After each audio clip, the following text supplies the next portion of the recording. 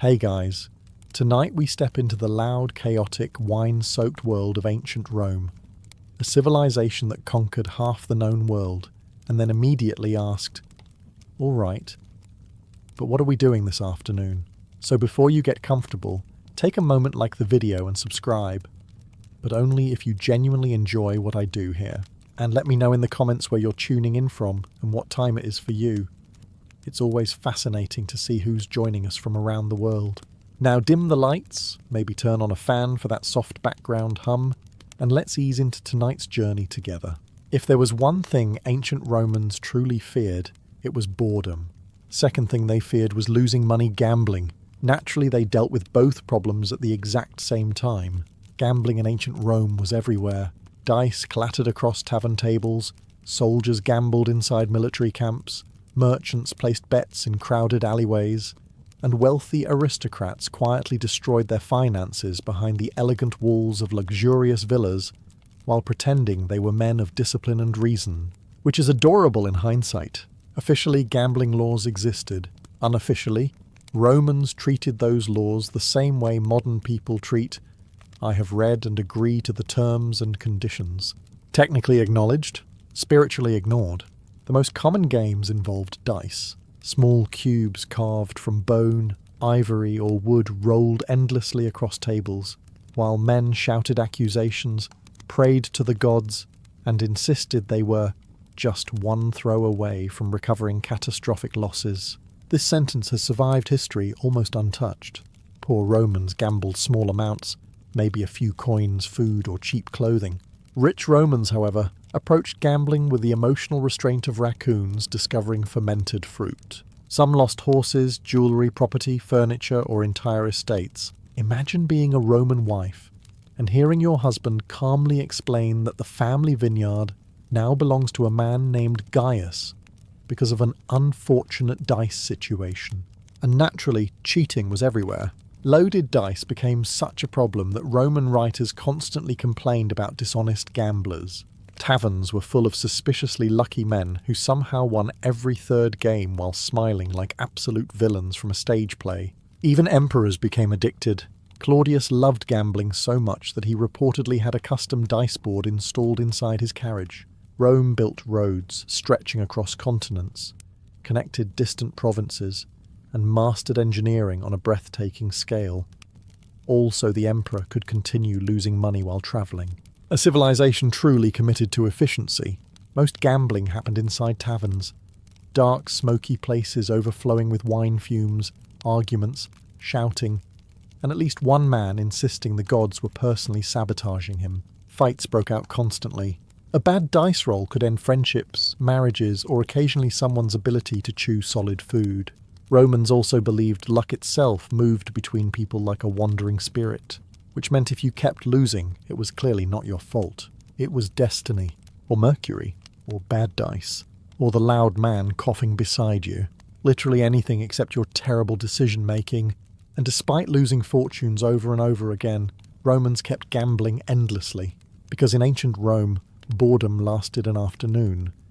But debt could survive long enough to disappoint your grandchildren too. If gambling emptied a Roman's wallet, the bathhouse helped them emotionally recover from the experience, while simultaneously hearing 30 new rumours and catching 3 different skin diseases. The public baths of Rome were not peaceful wellness spas filled with cucumber water and soft flute music. They were gigantic social arenas where thousands of sweaty Romans gathered daily to relax, gossip, argue, flirt, network, and occasionally remember to bathe somewhere between political debates and screaming matches. For many Romans, especially those living in cramped apartment blocks called insulae, the baths were an escape from home life. Their apartments were often hot, crowded, noisy, and smelled like smoke mixed with old cabbage and human disappointment. So naturally, everyone rushed toward another loud, overcrowded building full of naked strangers. Civilization was advancing beautifully. A typical Roman bathhouse included changing rooms, exercise courts, hot baths, warm baths, cold plunge pools, gardens, libraries, and lounges. Wealthy Romans arrived surrounded by servants carrying towels, oils, perfumes, and sandals. Poor citizens stood beside them using the exact same water, which sounds strangely equal until you remember the rich men still spent the entire afternoon loudly reminding everyone they were rich. Bathhouse conversations could range from politics to business deals to deeply unnecessary gossip. Senators discussed state affairs while floating in steaming pools beside merchants, labourers, gamblers, and at least one drunk man aggressively explaining horse racing statistics nobody asked for. Roman writers constantly complained about the noise. One philosopher described hearing grunting athletes, splashing water, shouting vendors, singing, slapping massagers, and men arguing endlessly about exercise techniques. Imagine trying to relax in a sauna while someone nearby screams about olive prices and another man recites poetry no human requested. The bathing process itself was also strange by modern standards. Romans covered their skin in olive oil, exercised until sweaty, then scraped dirt and oil away using curved metal tools called strigils. Essentially, humans turned themselves into greasy roast chickens before scraping off the seasoning. Food vendors wandered through the baths selling snacks and drinks. Massage attendants offered services. Gamblers played dice in corners despite gambling laws. Some people spent entire afternoons there doing absolutely nothing productive whatsoever, which, to be fair, remains one of humanity's favourite hobbies. And perhaps most importantly, the baths cured boredom. In Rome, entertainment did not require a stage or an arena. Sometimes all you needed was hot water, wine, gossip, and the possibility of overhearing a senator accidentally ruin his own political career while sitting completely naked beside a fish merchant. Romans loved pets, not in the modern, here is a small dog wearing a birthday hat kind of way. Although, honestly, they probably would have embraced that too. Roman elites treated exotic animals as living status symbols, conversation starters, and solutions to boredom severe enough to make someone import a peacock from another continent purely for decoration.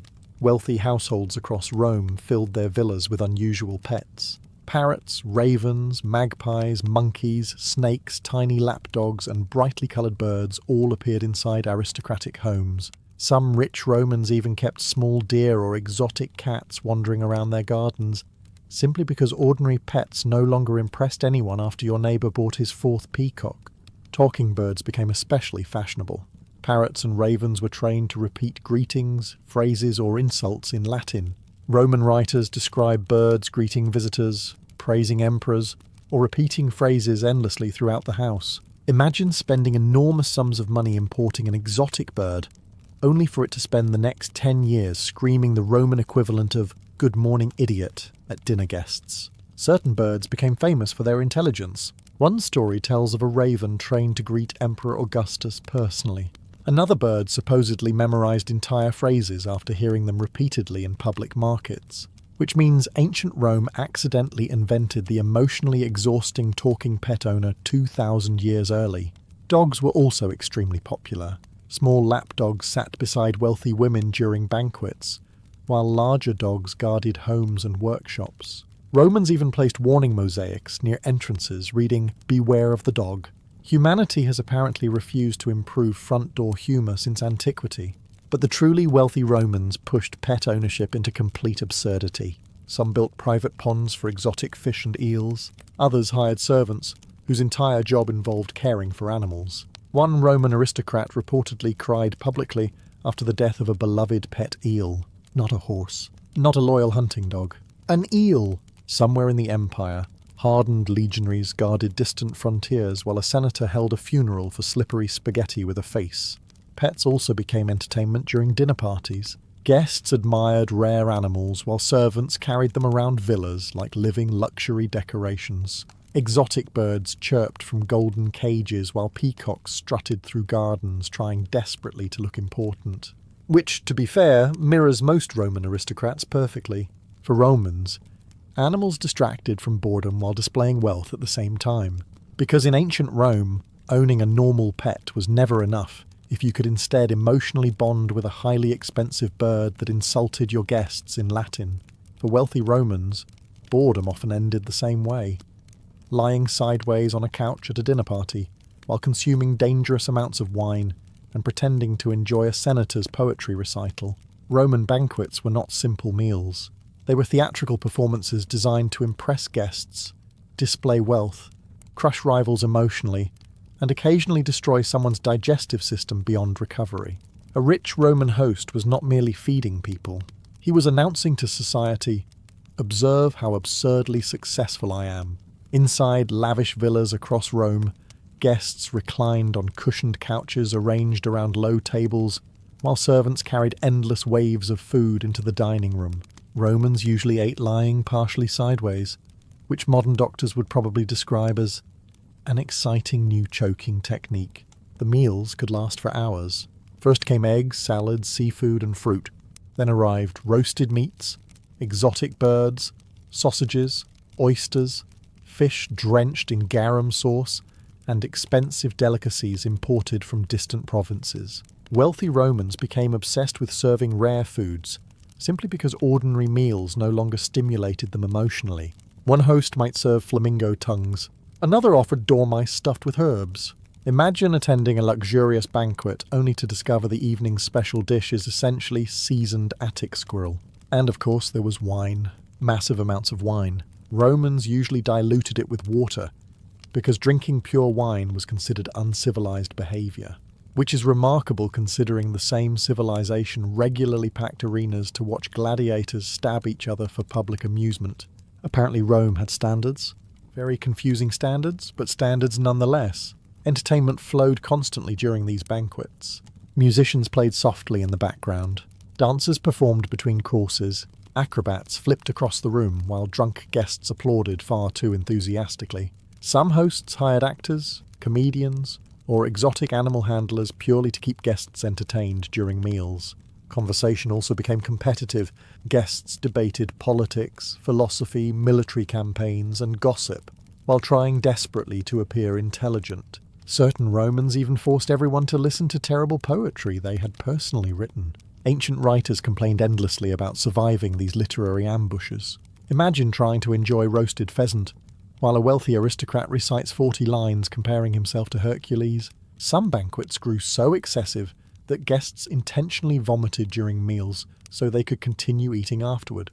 Contrary to popular myth, Romans did not have special vomit rooms, but they absolutely embraced the horrifying spirit of the concept anyway.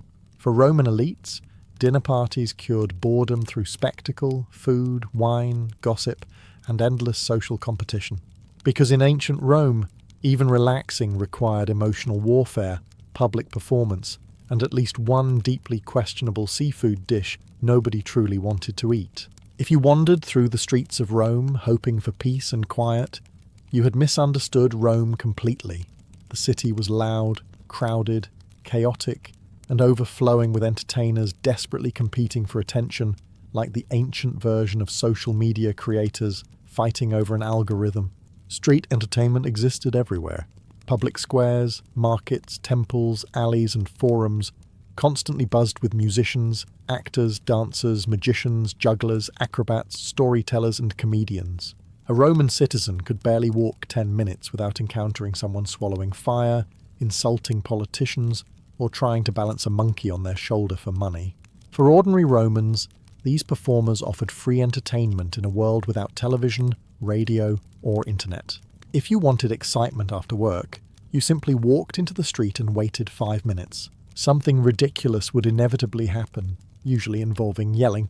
Jugglers tossed knives, balls, or flaming torches before noisy crowds. Acrobats performed flips in busy marketplaces while musicians played drums and flutes nearby. Snake charmers carried exotic animals gathered from distant provinces, terrifying children and deeply annoying nearby merchants trying to sell cabbage in peace. Actors performed short comedy scenes based on everyday Roman life. Many involved cheating husbands, lazy servants, arrogant rich men, or fools being publicly humiliated. Roman humour was surprisingly familiar. Humanity apparently discovered laughing at embarrassing idiots very early and simply never moved on creatively. Street comedians also mocked politicians openly. This was dangerous but popular. Crowds loved hearing performers insult corrupt officials or imitate famous public figures dramatically. Imagine a Roman senator walking through the market only to hear a comedian doing a painfully accurate impression of his terrible speeches beside a fish stall. Animal acts became especially popular. Trainers brought monkeys, bears, birds, and trained dogs into public spaces. Certain performers taught animals tricks, while others staged bizarre miniature battles between creatures for entertainment. Somewhere in Rome, a man probably spent years training a goat for theatrical purposes, while philosophers debated the nature of existence nearby.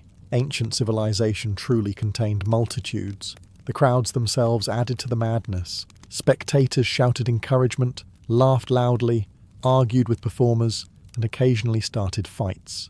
Pickpockets moved through dense audiences stealing purses, while distracted Romans watched jugglers nearly set themselves on fire.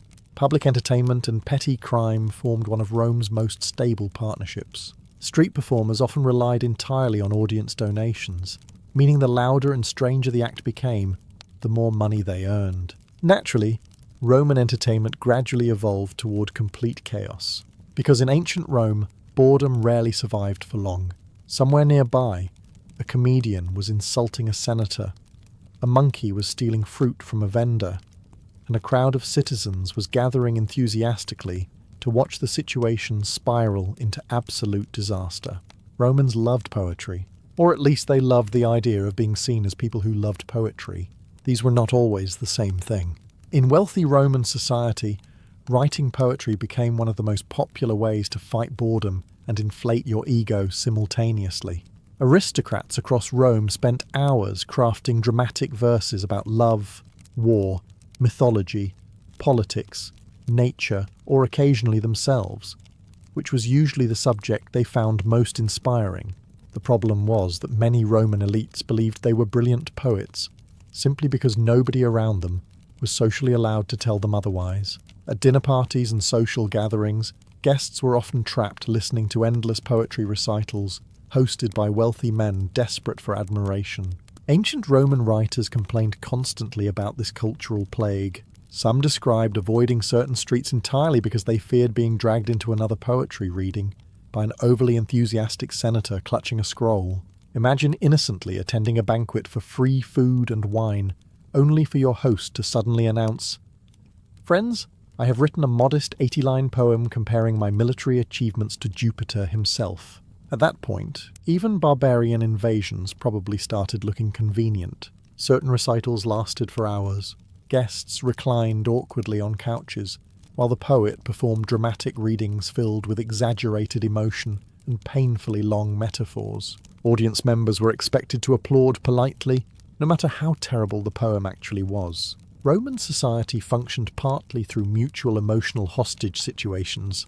Professional poets existed too, and some became genuinely famous. Writers like Virgil and Ovid attracted huge audiences. Public readings could draw crowds eager to hear stories about heroes, gods, romance, or scandal. But for every talented poet, there were thousands of wealthy Romans producing literary disasters with tremendous confidence. Poetry also became competitive. Rich citizens tried to outdo one another with clever wordplay, emotional speeches, or dramatic performances. Some practiced endlessly beforehand. Others improvised while drunk, which almost never improved the final result despite what they firmly believed. Even emperors joined in. Emperor Nero famously performed poetry and music publicly, while audiences sat through the experience with the careful enthusiasm of people who understood execution was technically still an option. Ancient historians claimed some audience members secretly pretended to faint or even fake illnesses just to escape his performances, and yet Romans genuinely adored these events. Poetry transformed boredom into spectacle, gossip, competition, and social theatre. Because in ancient Rome, entertainment did not always require gladiators or chariot races. Sometimes all it required was one extremely confident aristocrat, several gallons of wine, and an audience physically incapable of leaving politely. Roman weddings were supposed to celebrate love, family, and the sacred joining of two households. Naturally, Romans transformed them into loud public spectacles filled with drunken singing, strange rituals, aggressive jokes, and enough social pressure to emotionally flatten the average human being. For ordinary citizens and wealthy elites alike, Weddings became one of the biggest opportunities to kill boredom. Entire neighbourhoods gathered to watch ceremonies unfold in the streets of Rome, because Romans treated private events the same way modern people treat celebrity scandals. If something dramatic was happening nearby, everyone wanted front row seats. The day usually began with the bride dressing in elaborate clothing, including a bright veil and carefully arranged hairstyle held together with ribbons. Roman writers loved describing brides as symbols of dignity and purity, which is slightly ironic considering the absolute chaos waiting for them outside the house. Once the ceremony ended, the real entertainment began. Guests feasted, drank wine, sang songs, and shouted jokes at the newly married couple. Roman wedding humour was often crude, loud, and astonishingly public. Friends and relatives openly teased the groom about married life, while musicians and dancers turned the streets into a moving celebration. One popular tradition involved throwing walnuts to children during the wedding procession. Walnuts symbolised leaving childhood behind, although from the perspective of nearby pedestrians, it probably looked like rich Romans had suddenly decided to weaponise snacks against the youth population. The procession itself became a giant public parade. Guests carried torches through the streets, while shouting songs and jokes loudly enough for half the city to hear. Crowds gathered to watch, gossip, or simply enjoy the spectacle. Somewhere nearby, a man trying to sleep before work was learning every detail about strangers' marriage against his will. Roman wedding songs could also become deeply embarrassing. Certain traditional chants mocked the couple openly, or made suggestive jokes about the wedding night. Imagine beginning your married life while relatives scream awkward songs outside your house surrounded by cheering neighbours. Truly a beautiful sacred ritual. At wealthy weddings, the celebrations became even more extravagant. Banquets stretched for hours with musicians, dancers, acrobats, exotic foods, and endless wine. Rich hosts viewed weddings as opportunities to display status and impress rivals. The marriage itself occasionally felt secondary to proving you could afford 17 peacocks and imported oysters simultaneously. Of course, drinking often pushed celebrations into complete disorder. Arguments broke out. Guests became emotional. Musicians played terribly by the end of the night. At least one relative almost certainly cried dramatically in a corner, while another tried explaining politics to a decorative statue. For Romans, weddings cured boredom through spectacle, gossip, music, drinking, and shared public chaos. Because in ancient Rome, even sacred ceremonies eventually transformed into neighbourhood entertainment, featuring flying walnuts and socially mandatory humiliation. At some point in Roman history, wealthy citizens collectively looked at ordinary hobbies and decided they were no longer dramatic enough. Gambling? Too common. Poetry? Exhausting. Public baths? Predictable. So naturally, many rich Romans developed intense emotional relationships with exotic fish. Across luxurious villas in Rome, aristocrats built elaborate private fish ponds, filled with rare species imported from distant parts of the empire. These ponds were not practical food supplies for emergencies. They were luxury entertainment projects, designed purely to impress guests and satisfy the Roman elite's endless hunger for strange distractions. Some fish ponds were enormous. Wealthy landowners spent fortunes constructing artificial pools connected to the sea, so fresh salt water could circulate naturally. Servants maintained the ponds daily, while owners proudly showed visitors their expensive marine collections as if introducing distinguished senators. Roman writers mocked this obsession constantly. One author joked that certain nobles cared more about their fish than their families, which, judging by some surviving stories, may not have been entirely unfair. The most famous examples involved moray eels. Rich Romans became fascinated by them. These long, sharp-toothed sea creatures lurked inside decorative pools, where guests could admire them during banquets. Imagine arriving at a luxurious villa, hoping for wine and conversation, only to discover your host desperately wants you to compliment his terrifying water snake collection. One Roman noble reportedly fed his favourite eel by hand and decorated it with jewellery. Another allegedly burst into tears after an eel died. Somewhere beyond the borders of the empire, hardened Roman legionaries stood freezing in distant forts, while an aristocrat held a full emotional breakdown because Lucius the Sea Noodle was no longer with them. Fish also became dinner party entertainment. Hosts loved serving rare seafood dishes, while explaining exactly how expensive and exotic the ingredients were. Roman banquets often felt less like meals and more like competitive financial flexing with occasional shrimp. The obsession spread beyond fish too. Wealthy Romans imported oysters from faraway coasts, exotic shellfish, and rare animals, simply because possessing unusual creatures made them appear sophisticated. Rome's upper class essentially turned boredom into a full-time luxury arms race. Even emperors joined in. Several rulers became fascinated with extravagant animal collections and marine delicacies. Unlimited wealth combined with unlimited free time has historically produced deeply questionable priorities. Ancient Rome proved this beautifully. For ordinary Romans, these bizarre hobbies became entertainment in themselves. People gossiped endlessly about eccentric aristocrats wasting fortunes on fish ponds, while the rest of society tried not to starve during bad harvests. Because in ancient Rome, boredom could eventually convince a millionaire that the logical next step in life was emotionally bonding with a dangerous eel beside a decorative fountain. Before television, podcasts, or internet comment sections existed, Romans had the forum, and honestly, it fulfilled almost exactly the same purpose, except people insulted each other face to face while surrounded by marble columns and wandering goats. The Roman Forum in Rome was the centre of public life.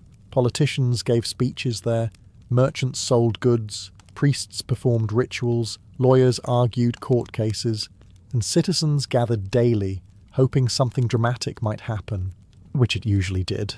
Rome practically ran on public tension and overheard arguments. For many ordinary Romans, simply hanging around the forum became entertainment. Citizens wandered through crowded streets, listening to debates, gossiping about scandals, or watching wealthy politicians verbally attack one another with the emotional intensity of gladiators wearing expensive sandals instead of armor. Public speeches attracted huge crowds. Senators climbed platforms to discuss wars, taxes, laws, and political reforms, while audiences shouted reactions from below. Some speakers became famous for their dramatic performances. Others became famous for being terrible, which honestly drew crowds just as effectively. Imagine being a baker taking a break from work, only to witness two aristocrats screaming accusations about corruption, while hundreds of citizens cheer like spectators at a sporting event.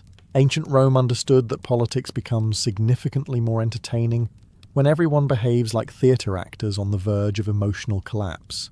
Court trials also fascinated the public. Romans loved legal drama. Lawyers performed passionate speeches filled with insults, emotional appeals, and theatrical gestures, while crowds listened eagerly nearby. Certain famous advocates gained celebrity status because of their speaking skills, and naturally, gossip spread through the forum at terrifying speed. News about military victories, political betrayals, affairs, murders, and scandals moved rapidly through the crowds. Entire groups of citizens spent hours discussing rumours they barely understood with complete confidence. Humanity has preserved this tradition magnificently. Street philosophers added to the atmosphere too. Some gathered small audiences to lecture about morality, the gods, or the meaning of life, while nearby vendors sold sausages and drunk men argued about horse racing. Rome somehow managed to combine deep intellectual discussion with absolute public chaos at all times. The Forum also served as the perfect place for people watching. Citizens observed wealthy nobles walking through crowds with entourages of servants, while merchants loudly advertised goods nearby. Pickpockets searched for distracted victims while beggars requested coins beside grand temples. It was noisy, crowded, unpredictable, and endlessly entertaining. Of course, fights sometimes erupted. Political arguments became personal very quickly, especially during periods of instability. Crowds shouted, pushed, and occasionally rioted when tensions exploded. Rome loved public spectacle so much that even civic administration occasionally transformed into live-action chaos. Because in ancient Rome, boredom could be cured simply by standing in the middle of the forum and waiting a few minutes. Eventually, someone important would insult someone else publicly, and suddenly your afternoon was fully booked. Romans had a surprisingly casual relationship with death. Modern people tend to avoid cemeteries unless absolutely necessary. Romans, meanwhile, looked at burial grounds and thought, "This seems like an excellent place for lunch." Across the outskirts of Rome, tombs lined major roads leading into the city. Wealthy families built elaborate burial monuments decorated with statues, inscriptions, and carved portraits designed to preserve their memory forever. Poorer citizens used simpler graves, but almost everyone participated in rituals honouring the dead. And these rituals were not always quiet or gloomy. Many Roman festivals involving ancestors became lively social events filled with food, wine, conversation, and family gatherings. During celebrations like the Parentalia festival, families visited tombs carrying flowers, bread, cakes, salt, and wine to offer deceased relatives. Then, after honouring the dead respectfully, many simply stayed there eating and socialising nearby. Ancient Rome somehow transformed cemeteries into emotionally complicated picnic areas. Entire families gathered beside graves sharing meals, while children played among tombs and relatives exchanged gossip.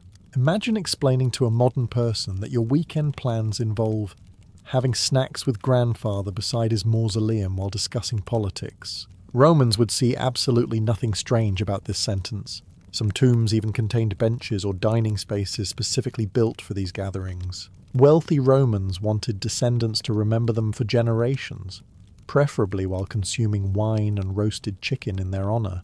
Truly ambitious posthumous branding.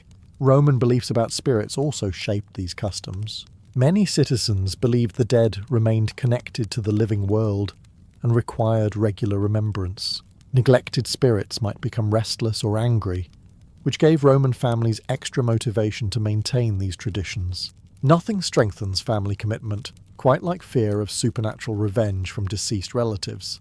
At certain festivals, Romans decorated graves with flowers and garlands while priests performed rituals nearby. Crowds moved between tombs carrying offerings and speaking prayers. But despite the spiritual atmosphere, these events often remained surprisingly social and noisy. Roman society struggled to do anything quietly for extended periods. Writers occasionally mocked excessive mourning practices too. Some wealthy citizens hired professional mourners to cry dramatically at funerals. Others built absurdly grand tombs to impress society even after death, because in Rome, apparently even dying became another opportunity for competitive status display. Public fascination with death also connected to Roman entertainment culture more broadly. Executions, funeral games, gladiator combats, and ancestor worship all blended together into a civilization deeply comfortable with mortality. Death was visible everywhere, so Romans learned to fold it naturally into daily life instead of hiding from it. For many citizens, visiting tombs relieved boredom through ritual, socializing, memory, and public gathering. Because in ancient Rome, even your dead relatives remained part of the social calendar long after burial. Long before mobile phones destroyed human attention spans, Romans had already mastered the ancient art of sitting around a table becoming irrationally angry over tiny game pieces. Board games were wildly popular throughout the Roman world. Soldiers played them in distant frontier forts, merchants played them in taverns, wealthy nobles played them inside luxurious villas, and ordinary citizens scratched game boards directly into public stone benches so they could play while avoiding responsibilities. Humanity truly commits itself to productivity avoidance across all eras equally. In cities like Rome, games helped people escape boredom during long afternoons or evenings. Taverns echoed with shouting players arguing over moves while spectators gathered nearby, offering completely unwanted advice with absolute confidence. Some things never evolve. One of the most popular Roman games was called Ludus Latrunculorum, often compared to chess or checkers. Players moved pieces strategically across a board, trying to trap enemy pieces through careful positioning. Roman soldiers especially loved strategy games, because apparently conquering half the known world professionally was still not enough tactical stress for one lifetime. Another favourite involved dice and racing pieces around boards resembling modern backgammon. Gambling usually accompanied these games, naturally transforming friendly entertainment into emotionally destructive financial warfare within minutes. Romans could turn absolutely anything into a betting opportunity. Archaeologists have discovered game boards carved into stones all across the former empire, from marketplaces in Italy to military forts in England. Some were scratched into stairs, benches, or public buildings by bored citizens looking to pass the time. Imagine constructing one of the greatest empires in history, only for future archaeologists to uncover evidence that your main activity was aggressively losing board games outside a bakery. Children played games too. Roman kids used nuts, pebbles, bones, and small objects for simple competitions and guessing games. Adults often joined in as well, because Roman maturity standards could become surprisingly flexible after enough wine. Certain wealthy households even hired professional entertainers or game instructors for banquets and gatherings. Guests spent entire evenings competing against one another, while servants carried food and wine through crowded rooms filled with shouting aristocrats dramatically accusing each other of cheating. And cheating absolutely happened. Roman writers complained constantly about dishonest players using loaded dice, hidden pieces, or sneaky distractions to win unfairly. Some things are apparently so deeply human, they survive unchanged for thousands of years. Games also became social bonding rituals. Friends gathered daily around tavern tables, soldiers relaxed after exhausting marches, and families entertained themselves during festivals or holidays. In a harsh world full of disease, war, and political instability, games offered simple moments of escape. Of course, Romans being Romans, these simple moments often ended with someone yelling, gambling away their sandals, and accusing Mercury himself of rigging the board against them personally. If a Roman citizen finished a long day and wanted relaxation, entertainment, terrible decisions, and a reasonable chance of witnessing a fistfight before sunset, there was always the tavern. Roman taverns filled the streets of Rome and every major city across the empire. These places were loud, crowded, smoky rooms packed with merchants, labourers, sailors, gamblers, soldiers, travellers, and people who looked like they had been banned from several other taverns already, which statistically they probably had. The moment you entered, you would smell wine, oil lamps, cooked meat, sweat, smoke, and humanity making poor life choices collectively. Roman taverns were not elegant wine bars. They were chaotic social caves where boredom went to die violently. Wine was the main attraction. Romans drank constantly, morning, afternoon, evening. There was always wine involved somehow. However, most Romans diluted wine with water, because drinking it pure was considered uncivilized, which remains one of history's strangest moral boundaries, considering this same society occasionally fed criminals to wild animals for entertainment. Cheap tavern wine could be terrible. Some was sour, watered down, or mixed with questionable ingredients to stretch supplies further. Tavern owners were not above serving drinks capable of removing paint from walls if profits improved slightly. Naturally, drinking led to entertainment. Patrons sang loudly, argued about politics, debated chariot racing teams, gambled with dice, and insulted each other enthusiastically across crowded tables. A peaceful Roman tavern was usually considered suspicious. Fights erupted constantly. One bad joke, one gambling dispute, or one accidental spilled cup could transform the room into complete chaos. Roman writers frequently complained about taverns filled with shouting drunkards, broken cups, and men dramatically threatening each other over problems nobody would remember the next morning. Many taverns also doubled as gambling dens or unofficial brothels. Some rented small rooms upstairs for travellers or secret meetings. Others became gathering places for criminals, smugglers, or political troublemakers. Respectable upper-class Romans often pretended to despise taverns publicly, while quietly visiting them anyway. Ancient hypocrisy was thriving beautifully. Food was usually simple: bread, olives, stew, sausages, fish, or cheese. Hungry workers gathered there after exhausting days while travellers exchanged stories from distant provinces. Sailors described storms. Soldiers exaggerated military victories. Merchants lied confidently about profits. Roman taverns were basically giant buildings dedicated to alcohol and dramatic storytelling. Even emperors worried about taverns becoming centres of unrest, because crowds of drunk citizens discussing politics rarely ends calmly in any century. Yet authorities could never fully control them because Romans genuinely loved these places. Because in ancient Rome, boredom disappeared quickly once enough wine entered the room, and someone at the next table loudly accused another man of cheating at dice while holding a sausage like a weapon.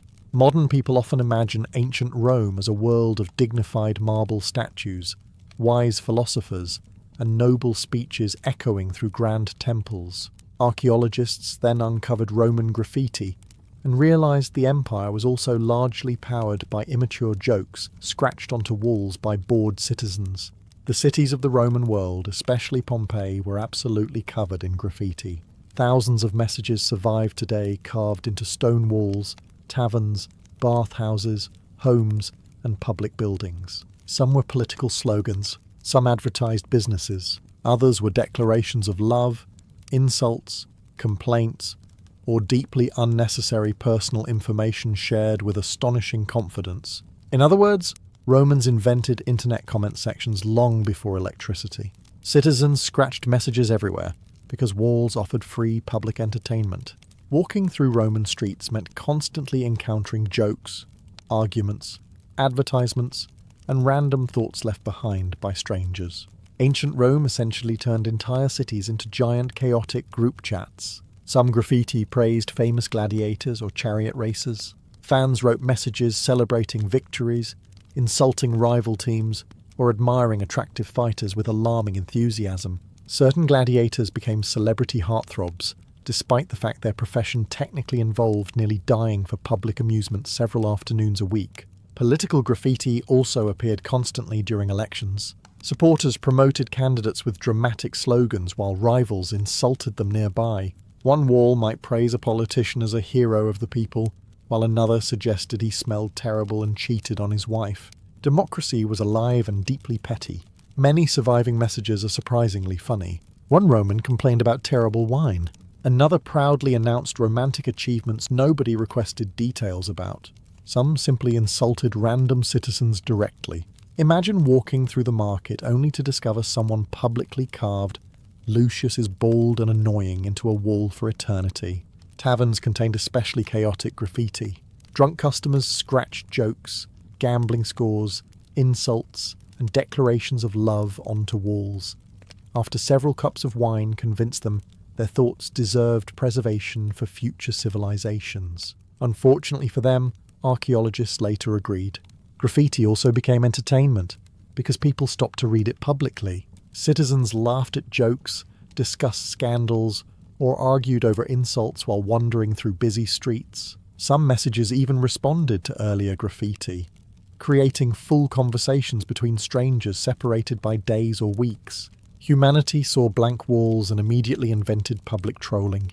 Remarkable consistency across history. Authorities occasionally tried removing offensive graffiti, but the messages always returned. Rome was simply too crowded, noisy, and bored to stop citizens from carving their opinions onto every available surface. And honestly, the graffiti reveals something strangely comforting about ancient Rome. Beneath the emperors, armies, and marble monuments were ordinary people making jokes, complaining about bad drinks, obsessing over sports, and insulting each other publicly for entertainment. Because even at the height of one of history's greatest empires, humans still looked at a wall and thought, "You know what this place needs? A deeply unnecessary comment." Before modern football, before boxing, before celebrity culture, ancient Rome already had an entertainment obsession powerful enough to consume entire lives: chariot racing. And Romans did not treat it as a casual hobby. They treated it like a religious experience mixed with political warfare and collective emotional collapse. The centre of this madness was the massive Circus Maximus in Rome, a gigantic racing stadium capable of holding enormous crowds packed tightly together beneath the burning sun. Tens of thousands of screaming spectators gathered there to watch lightweight chariots race dangerously around narrow turning posts at terrifying speeds. The races themselves were brutally dangerous. Drivers controlled teams of horses while balancing inside fragile wooden chariots with almost no protection. One mistake could send horses, wheels, and human bodies crashing violently across the track, while crowds roared with excitement. Ancient Romans looked at horrifying accidents and thought, "Excellent afternoon entertainment." The racers became celebrities across the empire. Successful drivers earned fortunes, fame, and devoted fan followings. Some rose from slavery to incredible wealth purely through racing victories. Fans memorized their names, followed their careers obsessively, and argued endlessly about which racers were superior. Humanity discovered sports debates extremely early and immediately became unbearable about them.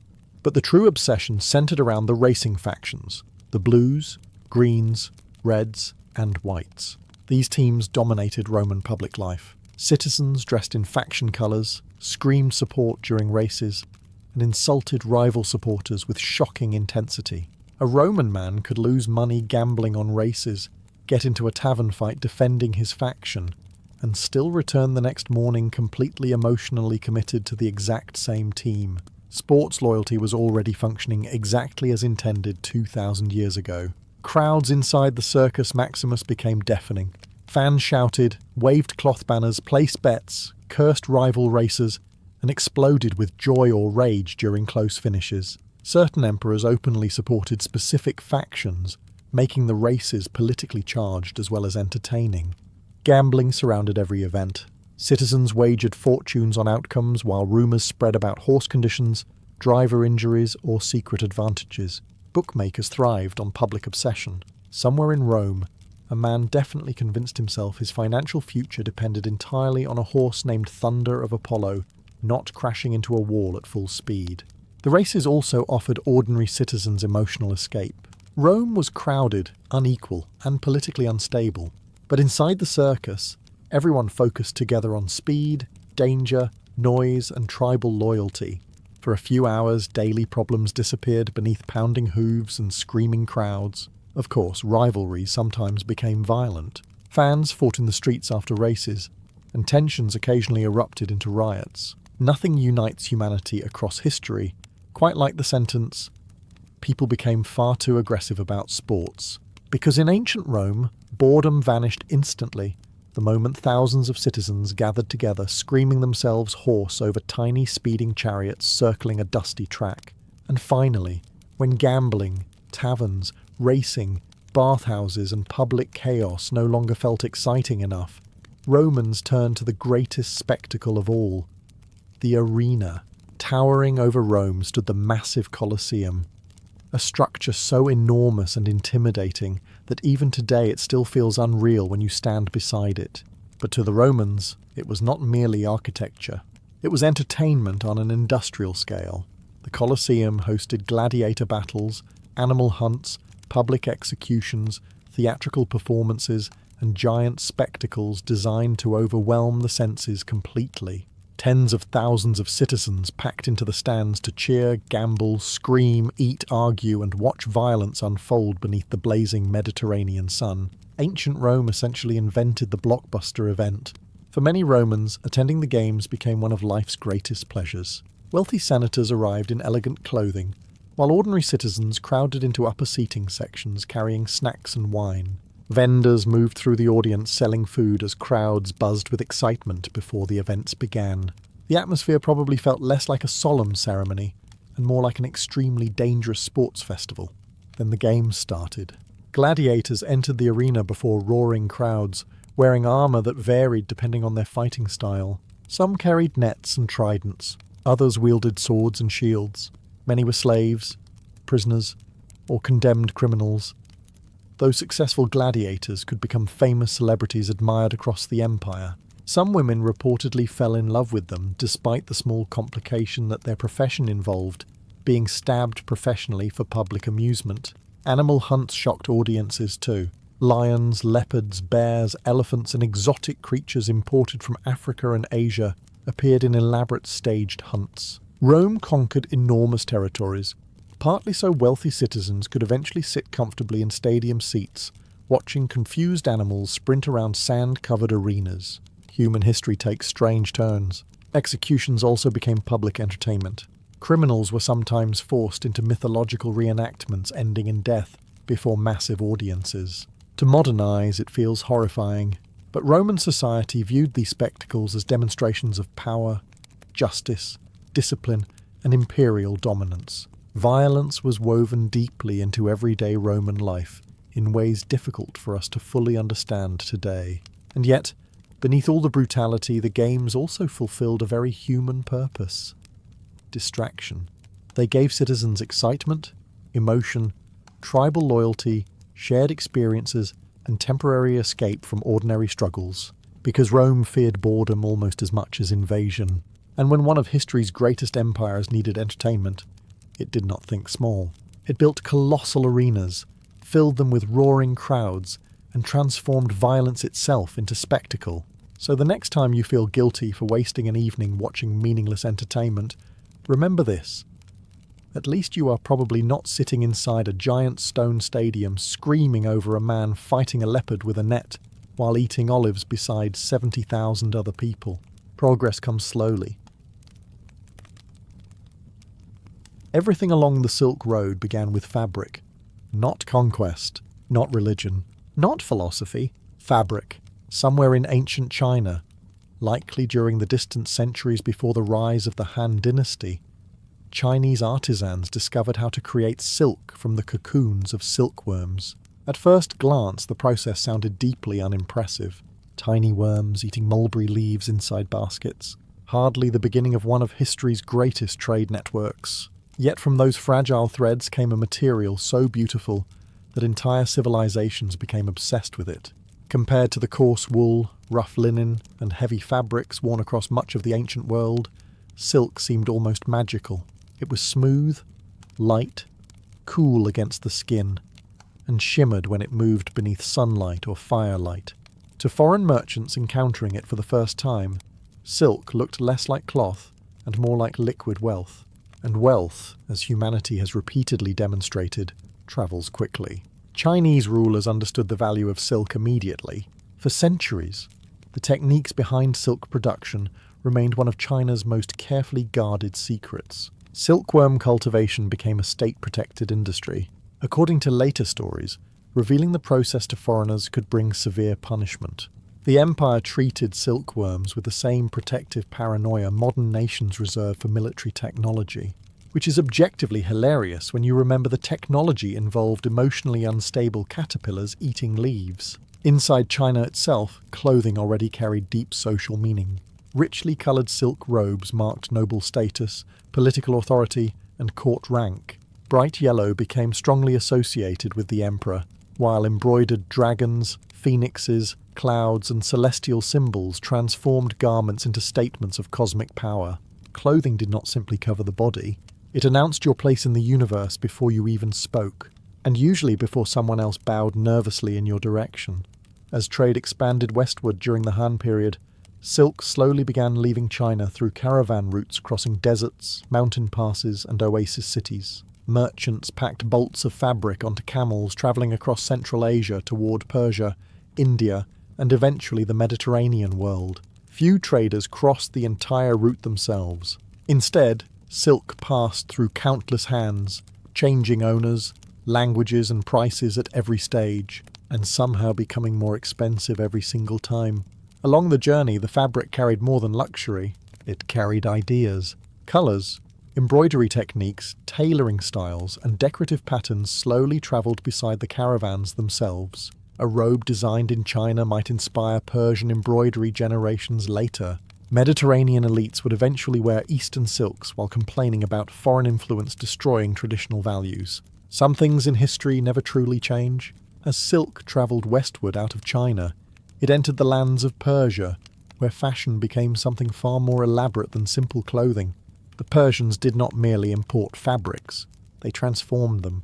Positioned between East and West, the great Persian empires became the cultural middlemen of the Silk Road.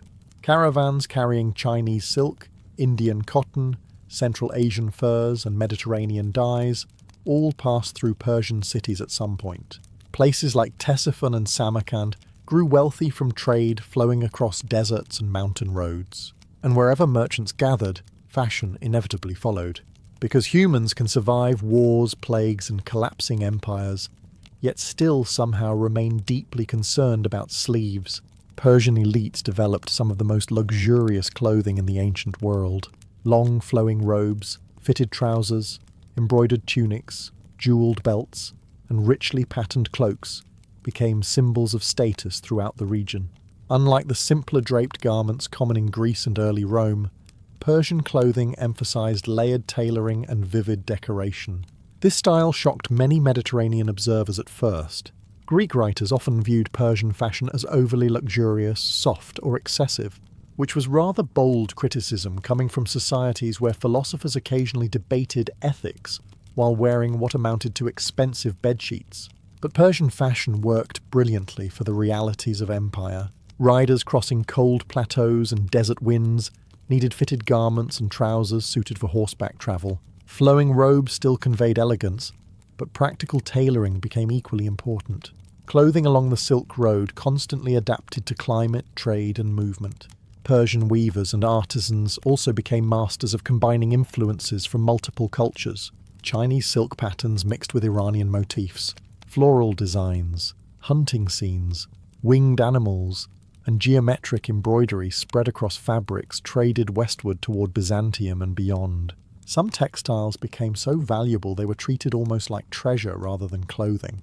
And honestly, if you spent 6 months crossing deserts with bandits nearby just to transport a single embroidered robe, you would probably treat it like treasure too. Colour carried enormous meaning in Persian courts. Deep reds, royal blues, gold embroidery, and intricate repeating patterns announced wealth instantly. Dyes were expensive, fabrics difficult to produce, and decoration required countless hours of skilled labour. Fashion became visible proof of political power. The Silk Road did not move styles in one direction alone. Persia acted like a giant cultural filter, absorbing influences from East and West before reshaping them into something entirely new. And eventually, those Persian styles would travel even farther west, into the wardrobes of Roman elites who loudly condemned Eastern luxury while secretly wrapping themselves in it whenever possible. When silk finally reached the Mediterranean world, the Romans reacted with the calm restraint history remembers them for, which is to say absolutely none whatsoever. By the time silk entered Roman markets through Eastern trade networks, it had already passed through countless merchants, caravan cities, and Persian middlemen. The fabric arriving in Rome was astonishingly expensive. Most Romans had never seen anything like it before. Silk shimmered in candlelight, flowed softly across the body, and appeared almost transparent compared to the heavier wool garments common throughout the empire. Roman elites became obsessed immediately. Wealthy senators, noblewomen, merchants, and imperial families paid enormous sums for imported silk garments and fabrics.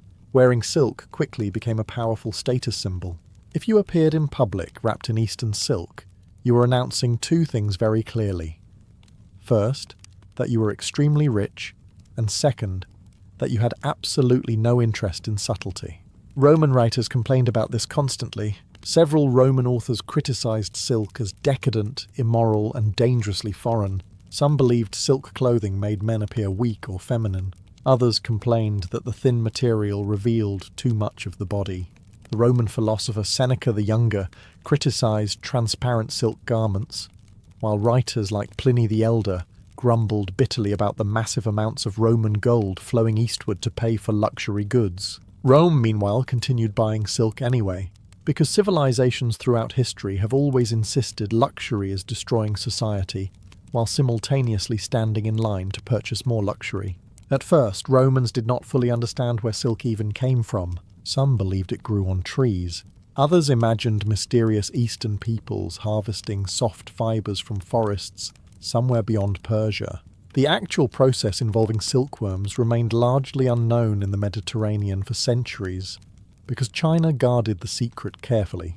And honestly, if your economy depended on magical shiny fabric produced by worms, you would guard the secret too. Roman fashion slowly adapted to these imported materials. Silk began appearing in decorative trims, tunics, shawls, and eventually full garments among the wealthiest classes. Eastern influences also spread through embroidery styles, jewellery designs, dyes, and luxury tailoring.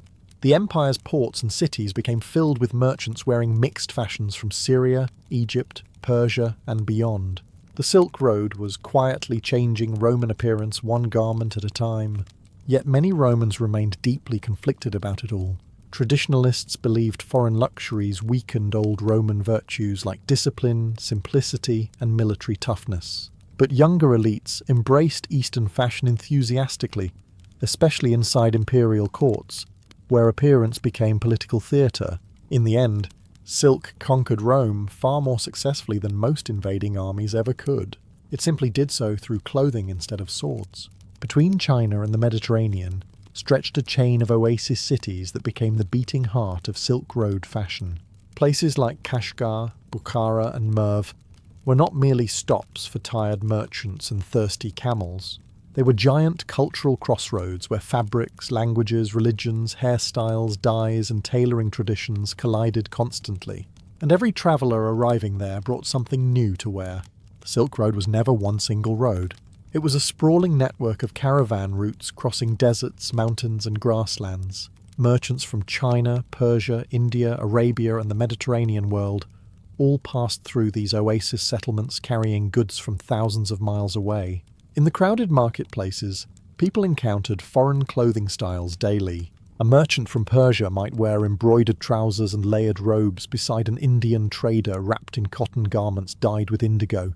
Nearby stood Turkic horsemen dressed in fur-lined coats suited for brutal winters, while Chinese envoys arrived in flowing silk robes decorated with careful court symbolism.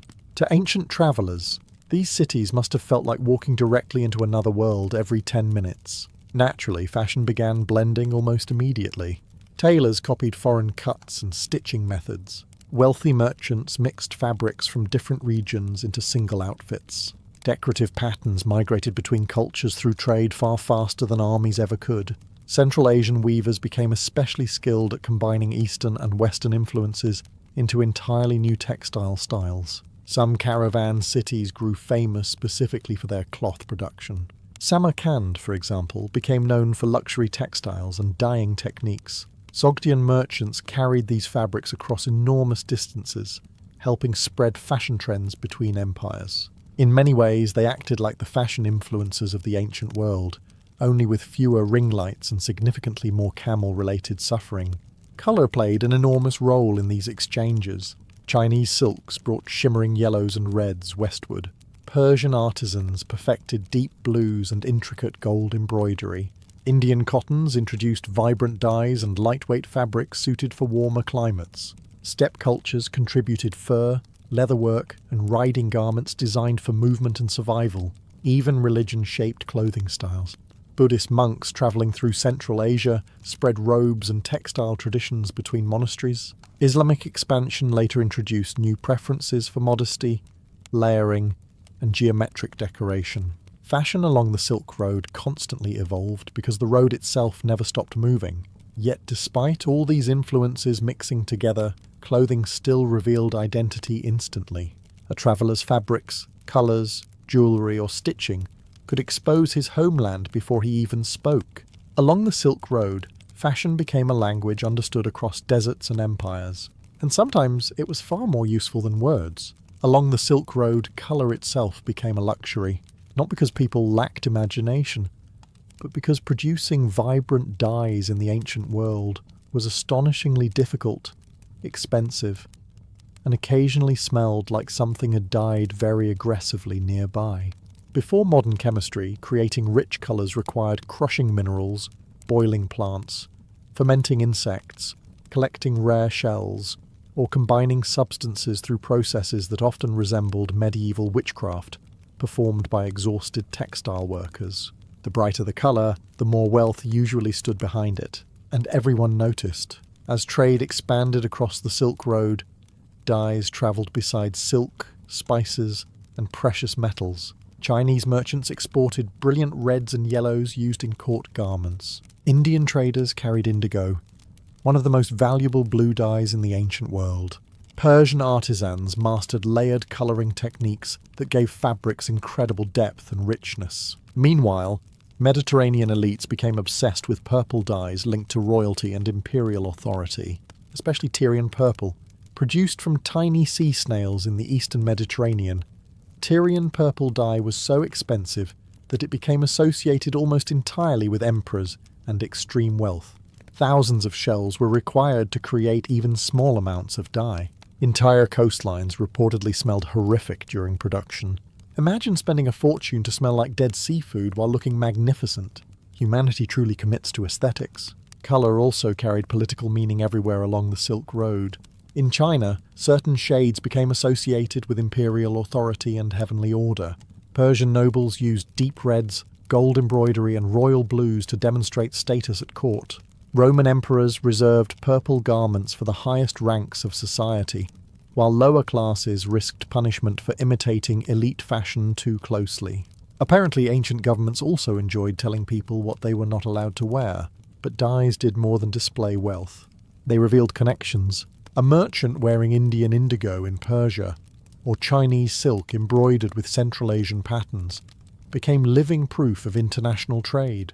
Fashion showed how deeply connected these distant civilizations had become. One robe might contain silk from China, dyes from India, embroidery inspired by Persia, and tailoring influenced by nomadic riders from the steppe. Entire continents quietly stitched together into a single garment. The demand for luxury colours also transformed economies along the Silk Road. Entire towns specialised in textile dyeing. Workshops guarded recipes carefully. Skilled dyers became valuable artisans whose work could make rulers appear more powerful, elegant, or divinely favoured. Because throughout history, rulers have always understood one eternal political truth. If you dress impressively enough, people may temporarily ignore the fact your empire is collapsing, at least until the taxes arrive. Not every influence along the Silk Road came from wealthy cities, royal courts, or elegant merchants wrapped in silk. Some of the most important fashion changes came from nomads, thundering across the grasslands on horseback. The vast Eurasian steppe stretched from Mongolia to Eastern Europe, home to countless riding cultures including the Scythians, Turks, Mongols, and other pastoral societies. These groups lived in climates that could shift from burning heat to brutal cold with terrifying speed. Their clothing needed to survive wind, snow, rain, and endless travel across open land, which meant practicality mattered far more than looking graceful while standing dramatically near a marble column. Nomadic riders transformed fashion across the Silk Road because they introduced something revolutionary to many settled civilizations. Clothing designed for movement, long flowing robes looked impressive inside palaces. They looked considerably less impressive while trying to remain alive on horseback during a freezing dust storm. Steppe cultures favoured trousers, fitted tunics, leather boots, fur-lined cloaks, belts, and layered garments suited for riding. These styles spread gradually into Persia, China, and eventually even parts of the Mediterranean world. Horse-riding elites everywhere slowly adopted more fitted and flexible clothing because, rather inconveniently for traditionalists, the nomads were correct. Trousers in particular shocked many early Mediterranean societies. Ancient Greeks and Romans initially associated pants with barbarian peoples from colder northern or eastern regions. Civilized men, in their opinion, wore tunics and togas. This belief usually lasted right until somebody had to spend several days riding through winter weather. In China, northern nomadic influence deeply shaped military and frontier fashion during several dynasties. Cavalry forces adopted riding jackets, boots, and practical layered clothing inspired by steppe warriors. Some emperors even encouraged these changes, because armies wearing elegant flowing sleeves while mounted on horseback tended to experience highly educational disasters. Meanwhile, fur became another major Silk Road luxury. Sable, fox, mink, and other animal pelts travelled across trade networks into wealthy urban markets. Fur-lined garments symbolized both wealth and survival, especially in colder northern regions. Nomadic decoration styles also spread widely. Animal motifs, metal belt ornaments, embroidered riding gear, and geometric patterns influenced textile designs far beyond the steppe itself. Even royal courts eventually borrowed elements from cultures they once dismissed as uncivilized, because fashion has always worked this way. First, society mocks foreign clothing. Then younger generations adopt it enthusiastically. Then elites pretend they invented it themselves all along. By the later centuries of Silk Road trade, the line between Eastern, Western, and nomadic fashion had become increasingly blurred. Styles mixed constantly across empires, and somewhere on the windswept steppe, a mounted horseman wearing practical trousers quietly won the argument centuries before everyone else admitted it. By the time silk reached the great cities of the Byzantine world, fashion had become inseparable from power itself. In places like Constantinople, clothing was not simply about beauty or wealth. It was political theatre performed daily beneath golden domes, candlelight, and the watchful eyes of an empire obsessed with ceremony. The Byzantines inherited Roman traditions, Eastern luxury, and Christian symbolism all at once. The result was some of the most elaborate court fashion the ancient and medieval world had ever seen. Silk robes shimmered with gold embroidery. Cloaks displayed imperial eagles, crosses, lions, and saints. Jewel-covered belts and collars turned aristocrats into walking treasure chests. Subtlety died very early inside the Byzantine court. For centuries, the Byzantine Empire depended heavily on imported silk, travelling westward from Asia through Persian and Silk Road trade networks. But in the 6th century, according to later accounts, Byzantine agents finally smuggled silkworm eggs out of China, hidden inside bamboo staffs. Essentially, one of history's greatest industrial espionage operations involved sneaking worms across Asia. Once Byzantium established its own silk industry, imperial workshops inside Constantinople began producing extraordinary luxury fabrics reserved for emperors, nobles, bishops, and foreign rulers. These textiles became diplomatic weapons as much as clothing. Silk garments were gifted to kings, ambassadors, and military allies to demonstrate Byzantine prestige. And frankly, receiving glowing gold silk from Constantinople probably felt significantly more impressive than receiving another letter demanding taxes. Colour and imagery inside Byzantine fashion carried intense meaning. Purple remained the supreme imperial colour, linked directly to rulership and divine authority. The phrase "born in the purple" referred specifically to children born into the imperial family. Gold threads symbolized heavenly glory. Religious imagery merged with royal symbolism until emperors almost appeared half-sacred themselves, which was politically convenient. Court ceremonies became enormous performances of controlled fashion. Officials wore specific robes according to rank. Eunuchs, generals, priests, senators, and diplomats all dressed differently, depending on their position within the imperial hierarchy. A trained observer could supposedly identify a person's status instantly by examining their clothing alone. Imagine living in a society where your sleeve pattern determined how deeply people bowed at you. Byzantine silk also influenced fashion far beyond imperial borders. Western European rulers desperately sought Byzantine textiles. Islamic courts admired and adapted many Byzantine designs. Trade carried these styles across the Mediterranean and deeper into Europe. The Silk Road had now fully connected east and west through fabric. Chinese silk techniques, Persian decoration, nomadic practicality, Roman luxury, and Christian imperial symbolism all merged inside Byzantine fashion. The empire became a living museum of Silk Road influences, stitched together into robes glittering beneath cathedral lights. And every thread quietly told the story of continents connected long before modern borders ever existed. Along the Silk Road, religion moved almost as constantly as merchants did. And wherever faith travelled, fashion followed close behind, carrying bags, manuscripts, and opinions about appropriate clothing. Buddhist monks crossed deserts between China, India, and Central Asia, wearing layered robes suited for long journeys and harsh climates. Christian missionaries travelled through Persian and Byzantine territories, dressed in dark wool garments symbolising humility and devotion. Later, Muslim traders and scholars carried Islamic styles across enormous distances from Arabia into Persia, Central Asia, and beyond. The Silk Road did not simply exchange goods. It exchanged ways of dressing the human body itself. Religious clothing often spread because it carried authority. Monks, priests, scholars, and pilgrims were respected figures, and local populations sometimes adopted elements of their appearance. Buddhist robes influenced textile traditions across East and Central Asia. Islamic preferences for loose layered garments, head coverings, and geometric decoration shaped fashion across growing Muslim trade cities. Christian clergy in Byzantium popularized richly embroidered ceremonial robes, inspired partly by older Roman and Persian traditions. Meanwhile, ordinary travellers copied whatever seemed useful or prestigious. A merchant crossing Central Asia might adopt local head coverings for protection against dust and sun. A wealthy Persian noble could wear Chinese silk decorated with Buddhist-inspired motifs.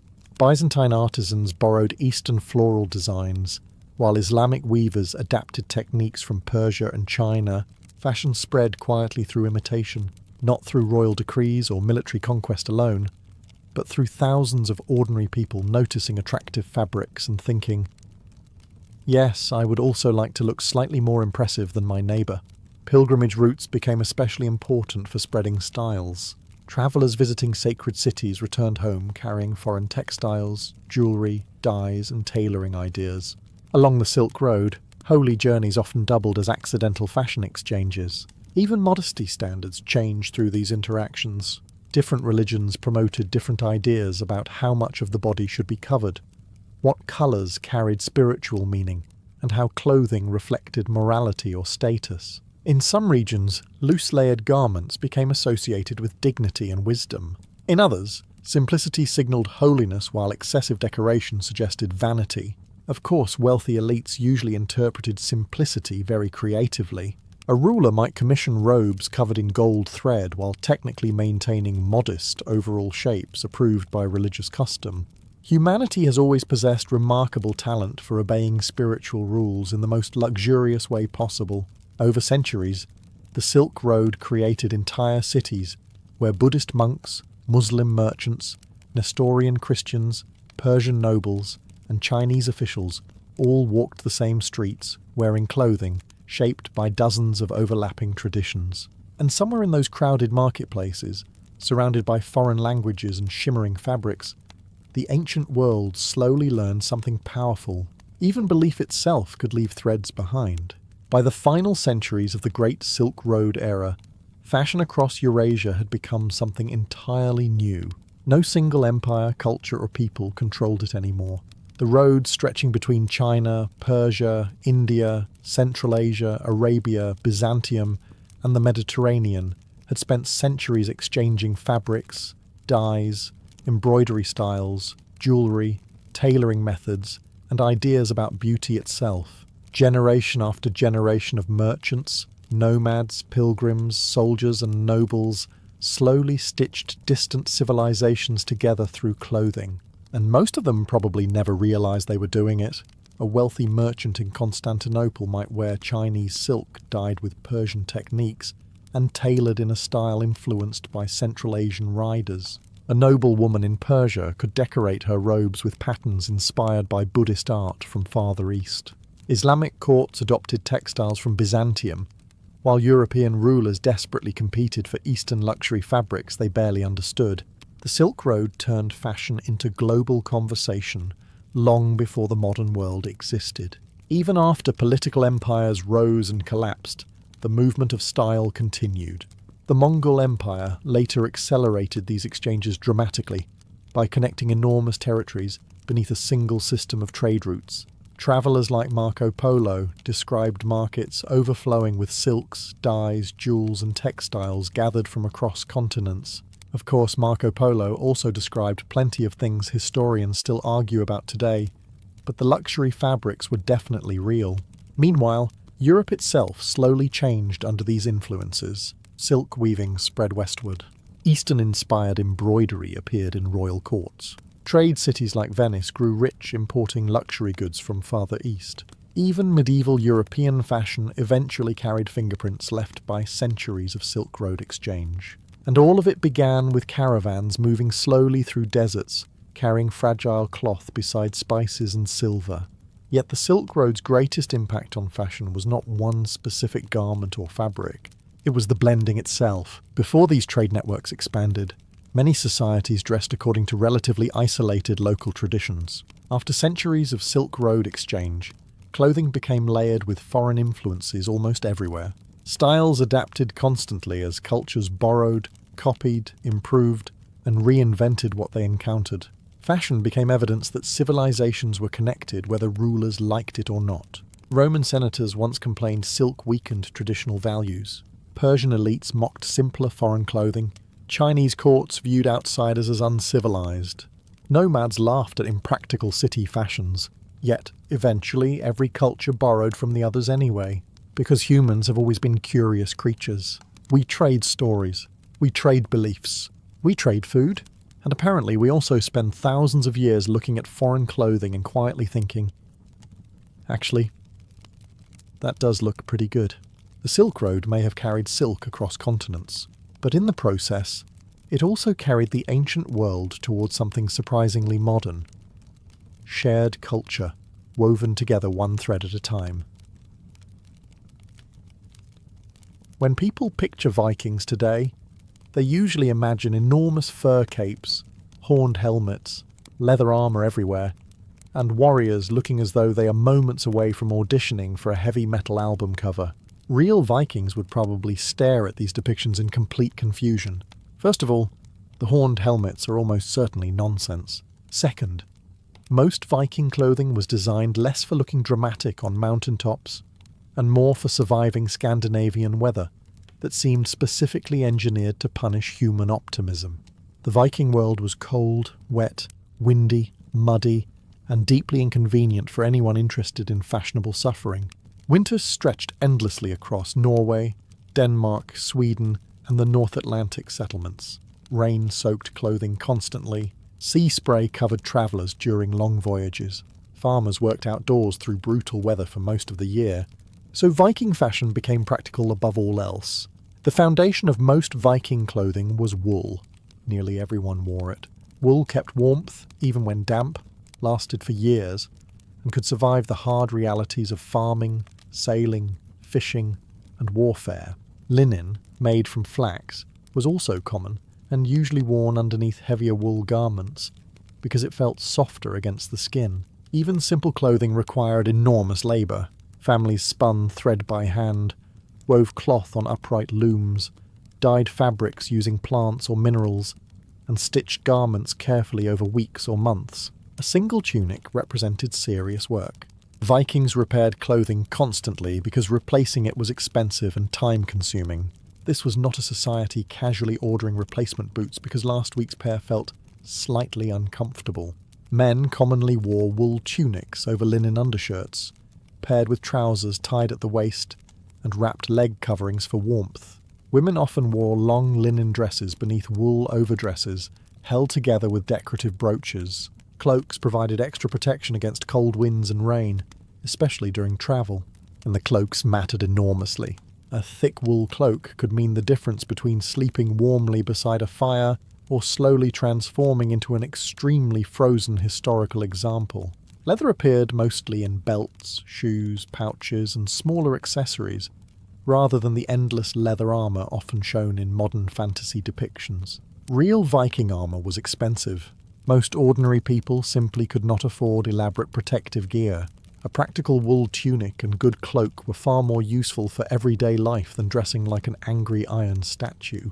Colour also mattered more than many people realise. Wealthier Vikings wore dyed clothing in reds, blues, greens and yellows whenever possible. Bright colours displayed status because dyes were expensive and difficult to produce. Even in the harsh north, people still wanted to look impressive. Human vanity, it turns out, survives remarkably well in cold climates. For most Vikings, clothing was not about preparing for battle. It was about surviving ordinary life. The vast majority of people in Scandinavia were farmers, fishers, craftsmen, traders, or sailors. Their days involved hauling water, chopping wood, repairing boats, tending animals, weaving cloth, and trying not to freeze while doing all of it. Viking fashion needed to handle mud, smoke, rain, animal fur, sea salt, and endless physical labour, which meant practicality always came first. The basic garment for Viking men was the tunic. Usually made from wool, it hung roughly to the thighs or knees and was worn over a linen undershirt. Sleeves could be tight or loose depending on local styles and wealth. Tunics were often belted at the waist, partly for comfort and partly because belts allowed men to carry knives, pouches, tools, or small personal items, because apparently every Viking outfit also doubled as portable storage. Trousers varied across regions. Some were loose and baggy, especially in eastern Scandinavian areas influenced by contact with Slavic and steppe cultures. Others were tighter around the legs, making movement easier during work or travel. Leg wraps, long strips of wool wound around the calves, helped provide warmth and support while walking across rough terrain. Shoes were surprisingly sophisticated for the period. Most Viking footwear used soft leather stitched carefully into practical walking shoes or ankle boots. Archaeological finds show many were well crafted and comfortable enough for long-distance travel. Unlike modern fashion trends that occasionally appear designed by people actively hostile toward feet, Viking shoes prioritized survival. Women's clothing followed similar principles of layering and warmth. A typical Viking woman often wore a long linen underdress beneath a wool overdress, suspended by shoulder straps, fastened with oval brooches. Between these brooches hung strings of beads, keys, tools, or personal ornaments displaying wealth and household status. Married women especially carried keys as symbols of authority within the home. Fashion and responsibility travelled together. Aprons, shawls, cloaks, gloves, and head coverings added protection during colder months. Clothing had to adapt constantly to changing weather, household labour, and travel. Wealthier women might wear imported silks, fine dyes, or decorative embroidery obtained through trade networks, stretching into Byzantium and the Islamic world. Even children dressed similarly to adults, just in smaller, rapidly outgrown versions that probably caused parents endless frustration considering how long clothing took to produce. Yet despite all this practicality, Viking clothing still reflected identity and pride. Patterns, colours, jewellery and fabric quality all revealed status, regional traditions and personal wealth. Because even while hauling fish through freezing rain, humans remained deeply committed to looking slightly better than their neighbours. If there was one item Vikings truly depended on, it was the cloak. Not swords, not axes, certainly not horned helmets, cloaks. In the harsh climates of Scandinavia and the North Atlantic, staying warm was not a matter of comfort. It was survival. A Viking travelling by sea, farming through winter, or sleeping beside a weak fire during a storm needed layers capable of blocking freezing winds and endless damp air. Without proper outer clothing, even ordinary travel could become deadly very quickly, which tends to make people care deeply about wool quality. Most Viking cloaks were made from thick woven wool and fastened at the shoulder with a brooch or pin. Some reached down to the knees while heavier travel cloaks extended farther for extra warmth. Cloaks could be wrapped tightly around the body during storms or used as blankets during long journeys. A good cloak was essentially a portable wall against nature's hatred. Wool worked remarkably well for northern climates because it retained warmth even when wet. This mattered enormously for sailors spending days exposed to sea spray and rain. Vikings understood layering instinctively. Linen rested against the skin while wool trapped heat outside. Multiple garments created insulation long before modern winter jackets existed, and unlike modern synthetic fabrics, Viking wool also carried the charming additional feature of smelling like smoke, sheep, seawater, and daily survival. Fur added another layer of warmth and status. Wealthier Vikings wore cloaks trimmed with animal pelts such as fox, bear, beaver, wolf, or sable. Fur-lined garments provided excellent protection during winter travel and also displayed wealth publicly. Exotic furs imported through trade networks became especially prized among elites, because humanity has always enjoyed turning dangerous animals into fashion accessories. Not everyone could afford luxury pelts, of course. Most ordinary people relied on simpler wool cloaks repaired repeatedly over years of use. Patches were common, fraying edges were normal. Clothing lasted as long as physically possible, because producing textiles required enormous labour. Travel shaped Viking outerwear heavily. Sailors crossing the North Sea or travelling toward Iceland, Greenland, and beyond needed garments capable of enduring brutal winds and freezing temperatures. Thick hoods, mittens, and layered wraps protected exposed skin during storms. Archaeological evidence even suggests some cloaks may have been treated with oils or animal fats to improve water resistance, which probably worked wonderfully right until somebody sat too close to a fire. Yet Viking outer clothing was not purely practical. Decorative borders, tablet weaving, dyed fabrics, and ornate brooches still appeared even on heavy winter garments. A wealthy chieftain's cloak could display imported dyes, silk trim, or intricate patterns woven into the fabric itself. Because even while battling icy winds from the North Atlantic, Vikings still understood one eternal truth. You freeze more confidently when dressed well. If modern people were suddenly transported into the Viking world, one of the first things they would notice is not the cold. It is the mud. Mud around farms. Mud near docks. Mud inside villages. Mud mixed with animal waste, rainwater, ash, fish remains, and whatever else medieval Scandinavians accidentally stepped in that morning. Viking settlements were deeply familiar with damp ground and unpleasant walking conditions, which explains why shoes mattered so much. Viking footwear was practical, durable, and surprisingly well made. Archaeological discoveries from places like York and Scandinavian settlements reveal a wide variety of leather shoes and boots carefully stitched for everyday use. These were not crude scraps tied around the feet. Many Viking shoes show impressive craftsmanship and thoughtful design, unlike certain modern fashion trends that appear engineered specifically to destroy ankles. Most Viking shoes were made using soft leather turned inside out during stitching, and then reversed once completed. This technique protected seams from wearing down too quickly. Shoes usually fit closely around the foot and fastened with leather straps, toggles, or laces. Low ankle shoes were common for ordinary daily work, while taller boots provided better protection during travel or harsh weather. Soles remained fairly thin compared to modern footwear, meaning Vikings felt the ground beneath them constantly while walking, which probably gave them extraordinary balance in deeply miserable winters. Leather itself was valuable, requiring skilled tanning processes using bark, animal fats, and time-consuming labour. Shoes wore out quickly in wet conditions, so repairing them became a constant part of life. Archaeologists frequently find patched footwear showing repeated maintenance rather than replacement. Vikings treated shoes like important investments because creating new ones required serious effort. And frankly, after spending weeks making footwear by hand, you would probably repair it 17 times too. Inside homes, people may have gone barefoot or worn simple soft shoes depending on the season and status. But outdoors, proper footwear was essential for farming, trading, travelling, and surviving northern climates. Sailors especially needed reliable shoes capable of gripping wet wooden decks during storms. Fashion still played a role, naturally. Some shoes featured decorative stitching or dyed leather. Wealthier Vikings could afford finer craftsmanship and imported materials.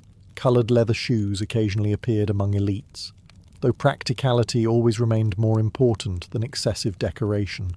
Viking footwear also reflected the enormous travel networks connecting Scandinavia to Europe, Byzantium, and the Islamic world. Trade introduced new techniques, materials, and styles into northern shoemaking traditions. Even something as ordinary as a boot quietly carried evidence of global contact, because the Viking world was never isolated. It was connected constantly through trade, raids, and exploration.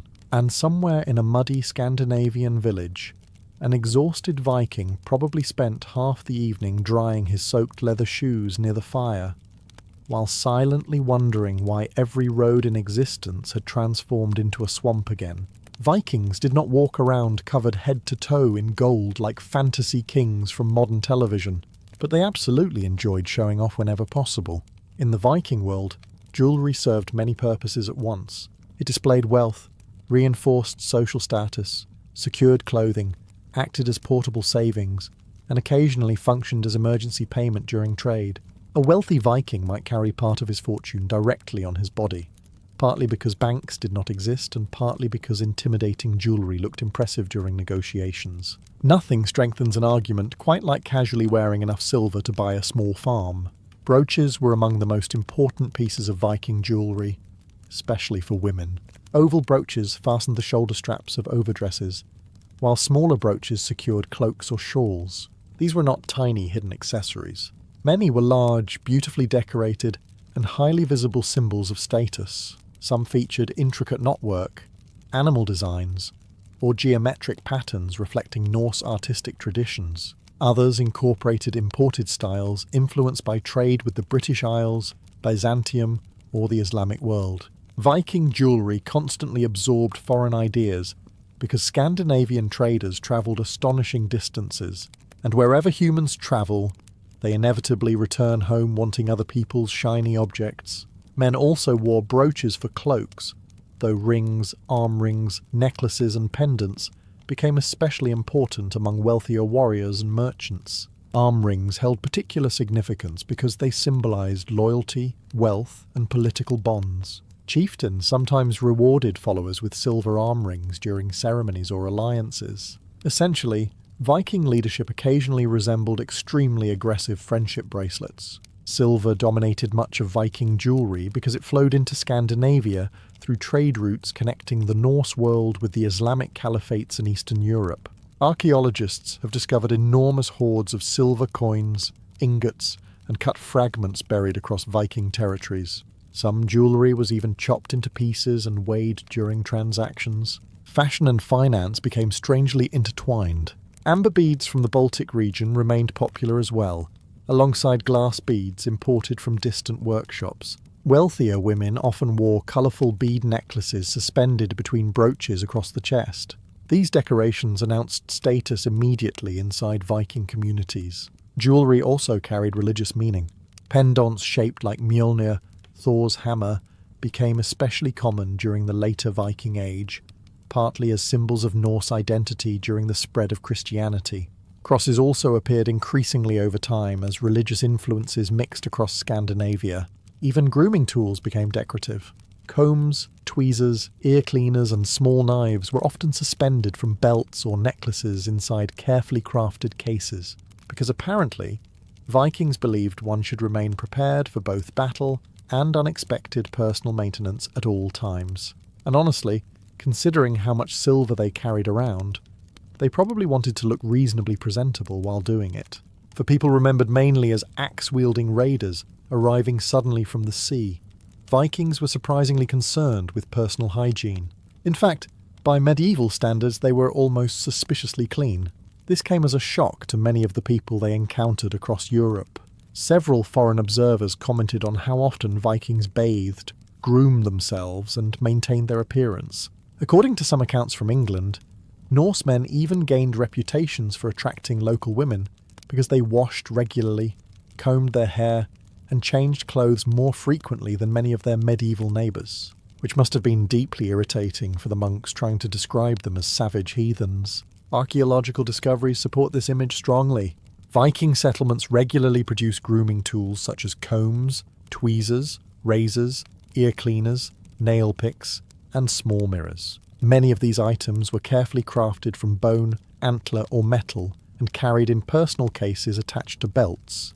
The Vikings apparently approached hygiene with the seriousness of people who understood that spending months trapped on ships beside unwashed companions could easily become a form of psychological warfare. Hair mattered enormously in Viking society. Men commonly wore their hair long or medium length, often with carefully maintained beards or moustaches. Hairstyles varied by region and status, but grooming clearly remained important. Combs appear so frequently in Viking archaeological sites that historians sometimes joke they were among the most essential objects in Scandinavian daily life. Frankly, if your culture spends half its existence battling freezing winds, sea salt, and smoke-filled halls, managing your hair probably becomes a survival skill. Women also maintained complex hairstyles involving braids, knots, ribbons, and decorative pins.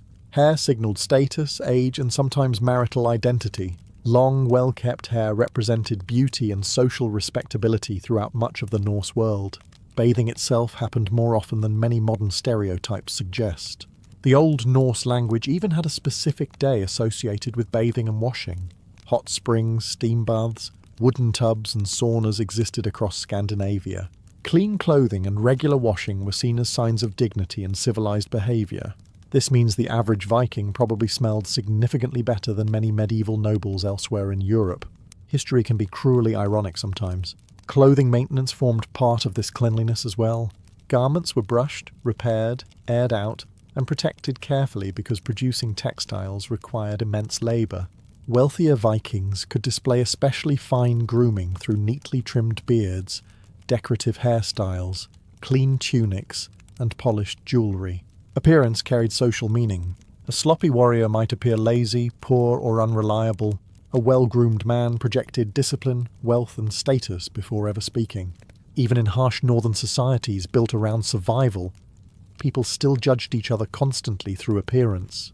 Because no civilization in human history has ever truly escaped the sentence. Everyone immediately noticed how terrible he looked. Despite what modern movies often suggest, Vikings did not spend every waking moment marching into battle dramatically covered in leather straps and unnecessary fur.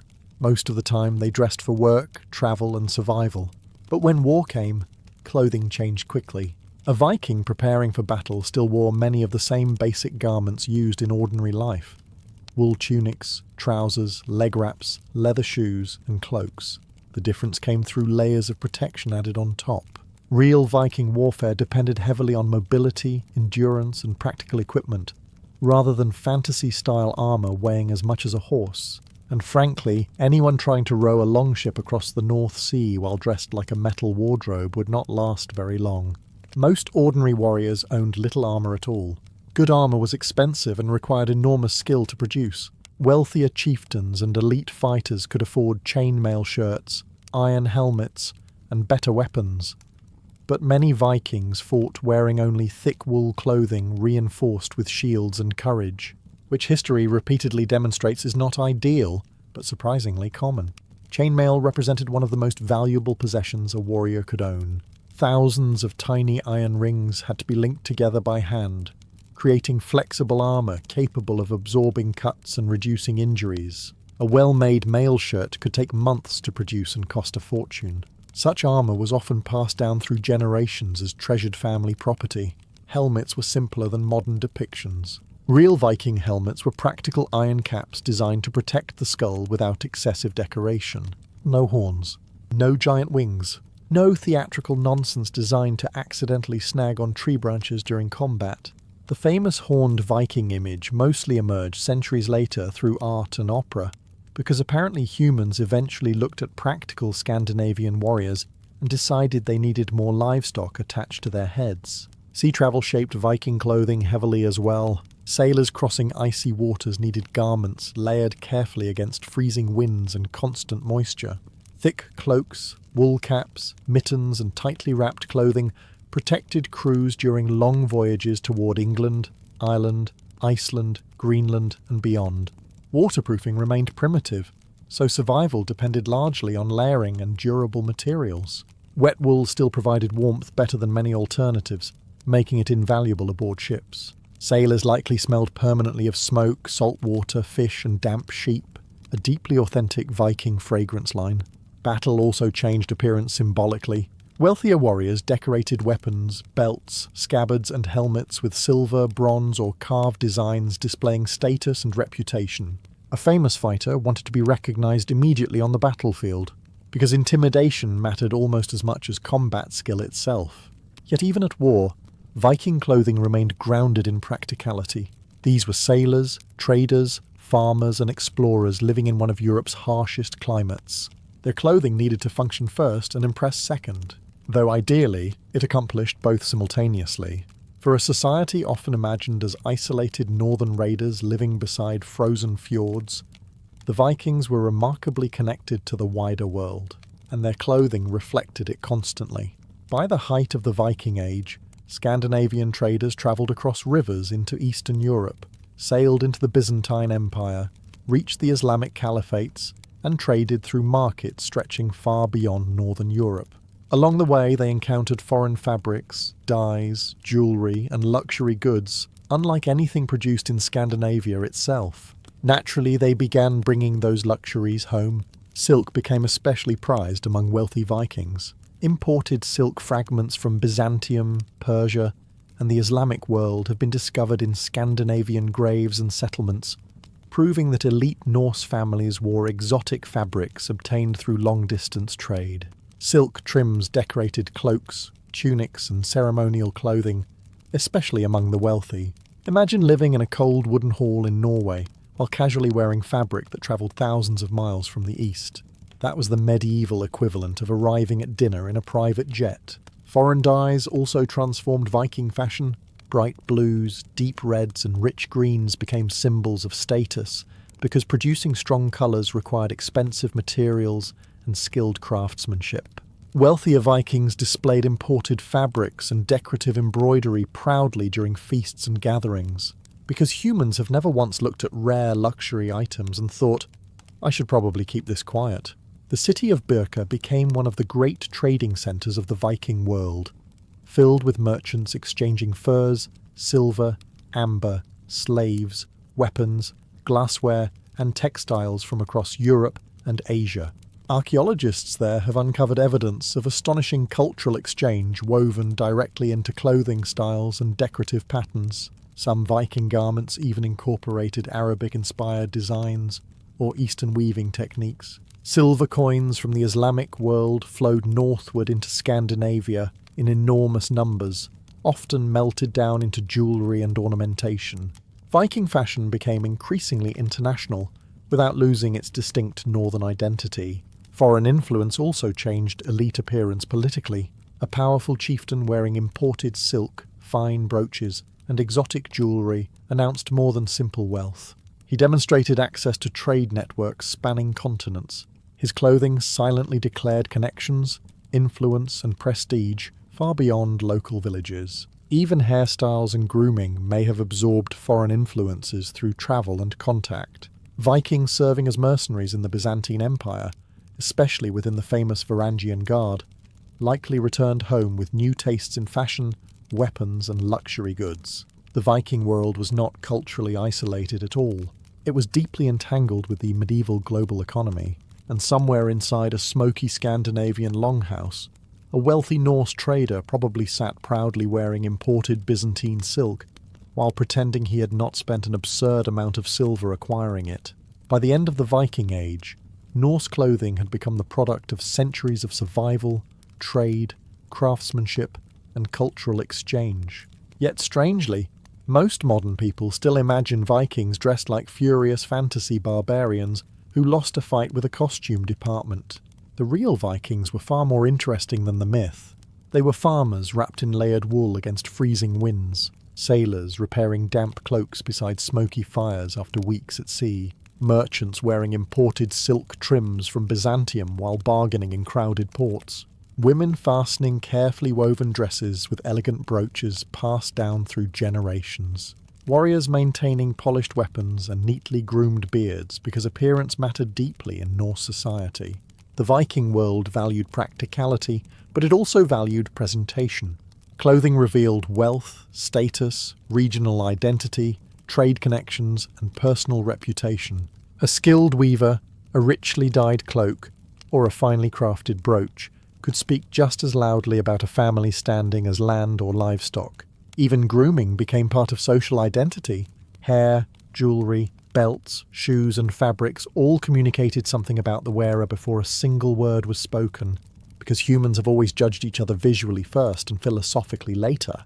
The reality of Viking fashion also reveals how connected Scandinavia truly was to the wider medieval world. Silk from the east, silver from the Islamic caliphates, glass beads from distant workshops, and foreign textile styles all reached northern settlements through vast trade networks. Vikings were not isolated tribes trapped at the edge of Europe. They were active participants in a surprisingly globalized medieval economy. Even their famous practicality shaped later history. Layered cold-weather clothing, durable leather shoes, wool cloaks and adaptable travel garments were designed for real environments rather than dramatic storytelling. These people crossed oceans in open ships, survived brutal winters, founded settlements across the North Atlantic, and traded from Baghdad to Newfoundland. Frankly, they had more urgent concerns than attaching decorative horns to helmets. The modern image of Vikings emerged much later through romantic art, 19th century nationalism, opera costumes, and fantasy fiction. Over time, the real Scandinavian world of weaving, farming, grooming, repairing clothes, and surviving harsh climates transformed into a simplified image of endless battle and animal fur. History tends to do that. It turns complicated humans into symbols, but the archaeological evidence tells a quieter story. Combs buried beside warriors, carefully repaired shoes, fine silk fragments in graves, dyed wool cloaks woven with extraordinary skill, decorative brooches polished through years of wear. These discoveries reveal people who cared deeply about appearance, comfort, craftsmanship, and status, not because they were vain, because clothing was survival, identity, and reputation stitched together. And somewhere in medieval Scandinavia, an actual Viking probably looked at modern depictions of his people and thought the same thing many historians quietly think today. Why are they all wearing so much unnecessary leather? For the ancient Illyrians, spring was not just a pleasant change in weather. It was relief, real relief. The kind felt deep in the bones after surviving months of freezing winds, muddy paths, weak sunlight, hungry animals, and smoke-filled houses where entire families spent winter crowded beside hearth fires trying not to freeze to death before the goats did. Across the Western Balkans, the Illyrian tribes lived in a rugged world of mountains, forests, rocky valleys, and coastal settlements, stretching through regions of modern Albania, Montenegro, Bosnia, Croatia, and nearby lands. Winter could isolate villages completely. Snow blocked mountain paths, food stores shrank dangerously low, livestock weakened. Fishing and travel became difficult. By the final weeks of winter, everyone was exhausted, which explains why spring celebrations carried such emotional power. As the first warmer winds moved across the hills, the landscape slowly transformed. Snow melted along the mountain slopes. Rivers swelled with fresh water rushing toward the Adriatic Sea. Trees regained colour. Wildflowers appeared beside old stone paths. Shepherds led sheep and goats back into open pastures, while farmers prepared fields for planting once again. The world itself seemed to wake up, and naturally, the Illyrians celebrated this survival loudly. Villages gathered outdoors for communal feasts, rituals, music, and seasonal ceremonies tied to fertility, renewal, livestock, and the return of life. Much of Illyrian religion remains mysterious today because they left behind limited written records, but archaeological evidence and later regional traditions suggest spring held enormous spiritual importance. After all, when your survival depends directly on weather and harvests, the arrival of spring stops feeling symbolic very quickly. It becomes the difference between prosperity and starvation. Fires often played a central role in these seasonal gatherings. Bonfires lit across hillsides may have symbolized purification, protection, or the return of the sun's strength after winter darkness. Families and clans gathered around flames, singing, drinking, eating roasted meat, and offering thanks to local gods, spirits, or ancestral forces tied to nature itself. Young people likely played an especially visible role during these festivals. Spring marked the season of courtship, marriages, fertility, and new beginnings. Dancing, games, music, and public gatherings created opportunities for alliances, romances, and social bonding between clans. Which sounds poetic until you remember ancient villages also meant your entire extended family watching every interaction from 3 meters away. Still, beneath the celebration stood something deeply human. The Illyrians were celebrating endurance. Winter had passed. The animals survived. The food held out. The tribe remained together, and for one brief moment beneath the warming Balkan sky, life felt possible again. As spring spread across the Illyrian lands, fire began appearing across the hills. Not the terrifying kind signalling raids or war, the comforting kind announcing that winter had finally lost the argument. Throughout the Balkans, seasonal bonfires were deeply connected to ancient ritual life, and the Illyrians were almost certainly no exception. For people living close to forests, mountains, storms, and unpredictable harvests, fire carried enormous symbolic power. It gave warmth, protection, light, and survival during the darkest months of the year. So when spring arrived, the flames returned to the open air. Villages gathered at night on hilltops, clearings, or sacred communal spaces where enormous fires were prepared, using dry wood collected over previous days. As darkness settled over the valleys, the flames could reportedly be seen from neighbouring settlements far away across the mountains. Imagine entire hillsides glowing with fire beneath the cold spring sky, while drums echoed through the distance. Honestly, even modern people would immediately think something important was happening. These fires likely served several purposes at once. Spiritually, they may have symbolized purification after winter, or the strengthening return of the sun. Agriculturally, they mark the beginning of planting season and the hope for fertile land, healthy animals, and protection against disease or disaster. Because ancient farming communities were fully aware that nature could ruin their lives at any moment. Some later Balkan folk traditions, which may preserve echoes of older Illyrian customs, involved jumping over small ritual fires for cleansing, luck, fertility, or protection.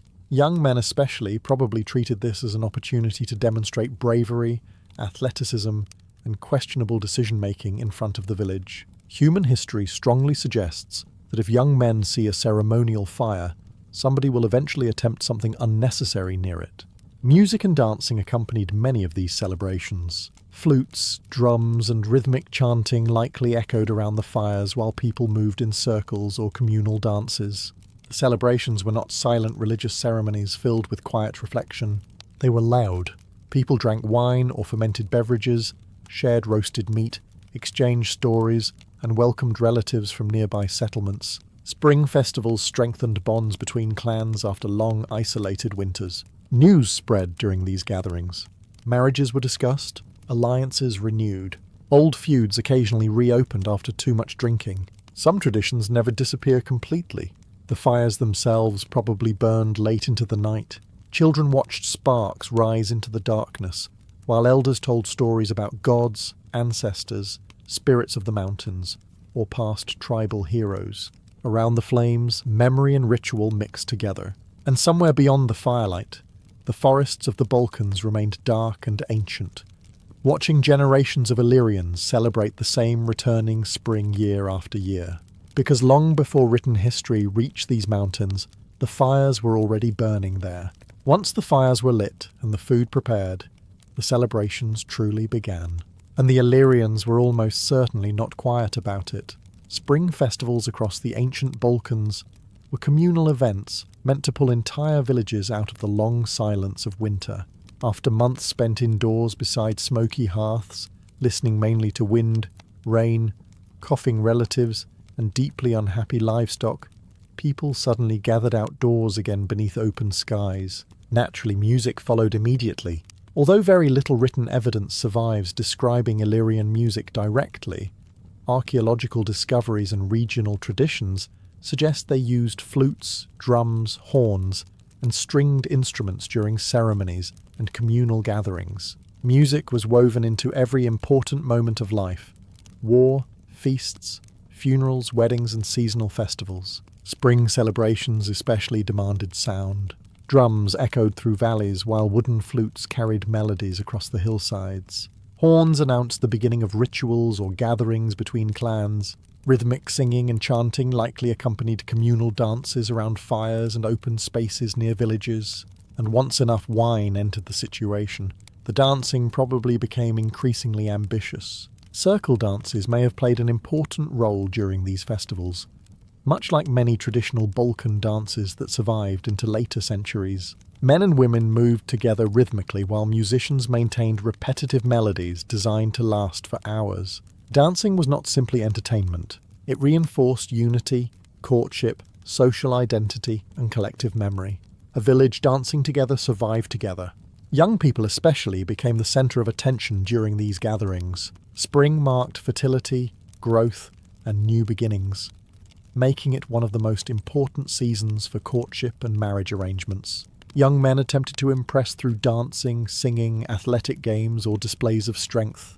Young women wore carefully prepared clothing, jewelry, and floral decorations during communal celebrations. Meanwhile, older relatives observed everything with the terrifying awareness of people already planning future marriage negotiations. Songs likely celebrated nature, heroic ancestors, tribal victories, livestock, and returning abundance after winter hardship. Oral storytelling formed the backbone of Illyrian cultural memory, meaning many spring songs probably carried fragments of history and mythology passed down across generations. Because before books existed widely, entire cultures survived through repetition beside fires. Alcohol also flowed freely during these festivals.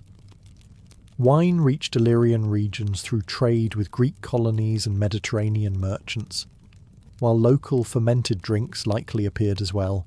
Shared drinking strengthened social bonds, loosened tensions between clans, and occasionally created the sort of arguments ancient communities politely referred to as unfortunate incidents involving spears. Civilization has always balanced very carefully between music and disaster. Yet beneath the noise, laughter, and celebration stood something deeply emotional. For one brief season, winter no longer controlled the world.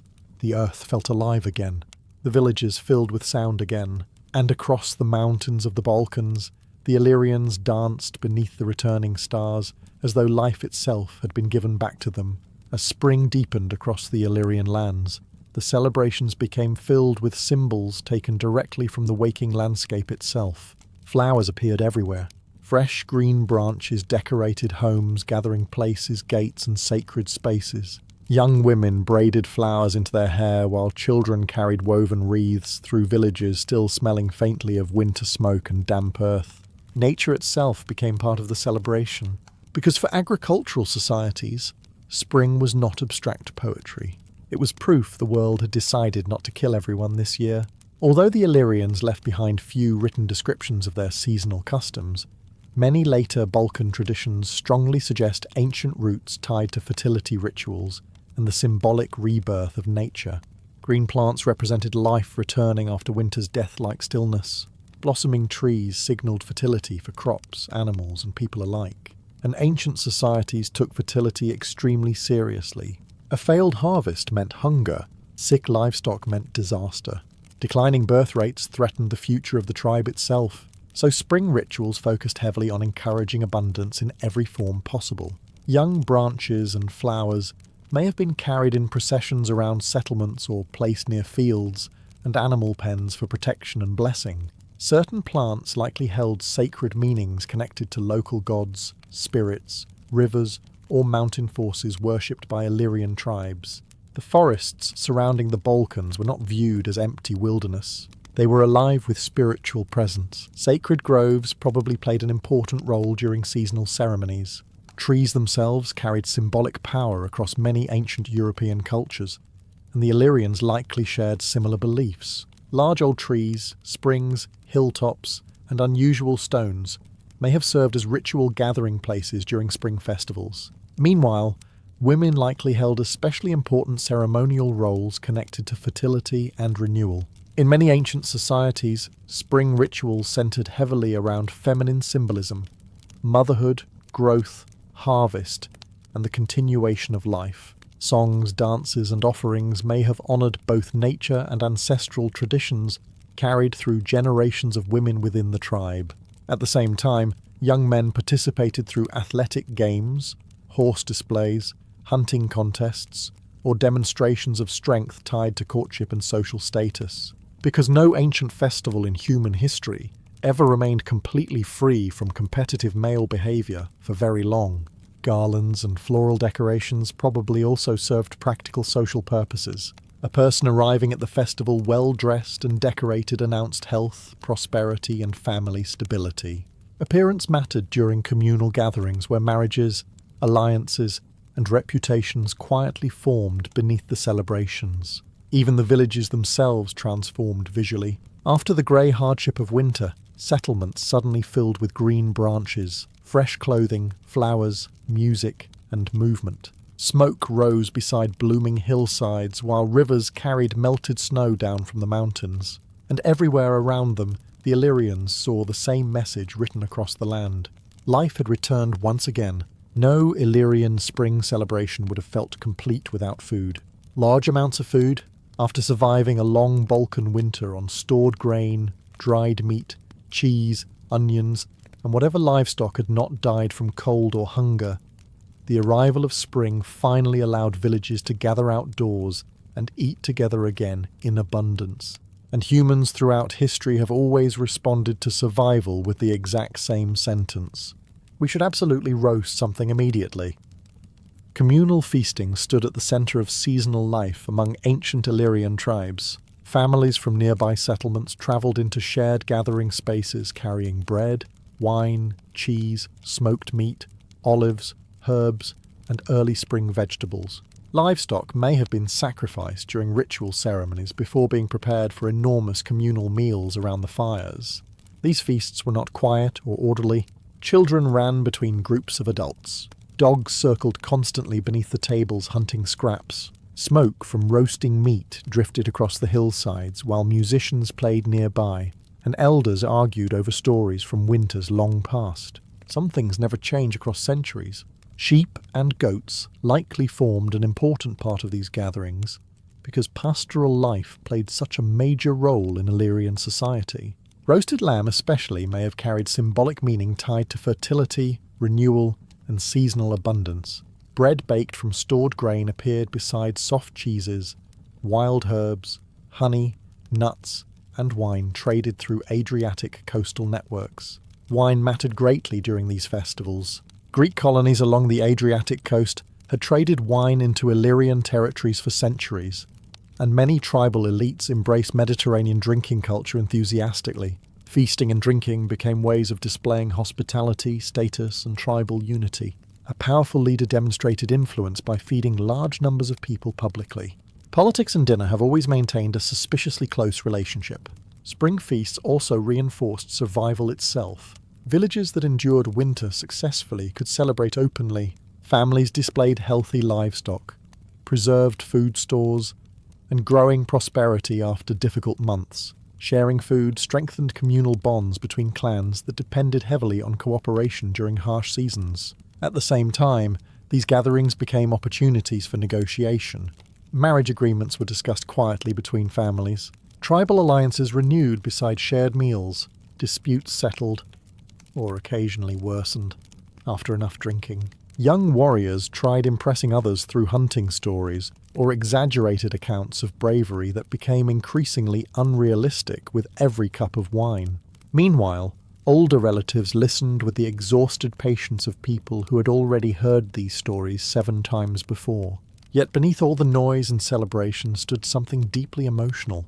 For one evening, the fear of winter disappeared. The food was plentiful, the fires were warm, the tribe remained alive together beneath the open spring sky. And somewhere beyond the feast, the fields waited for planting while the mountains slowly turned green once again.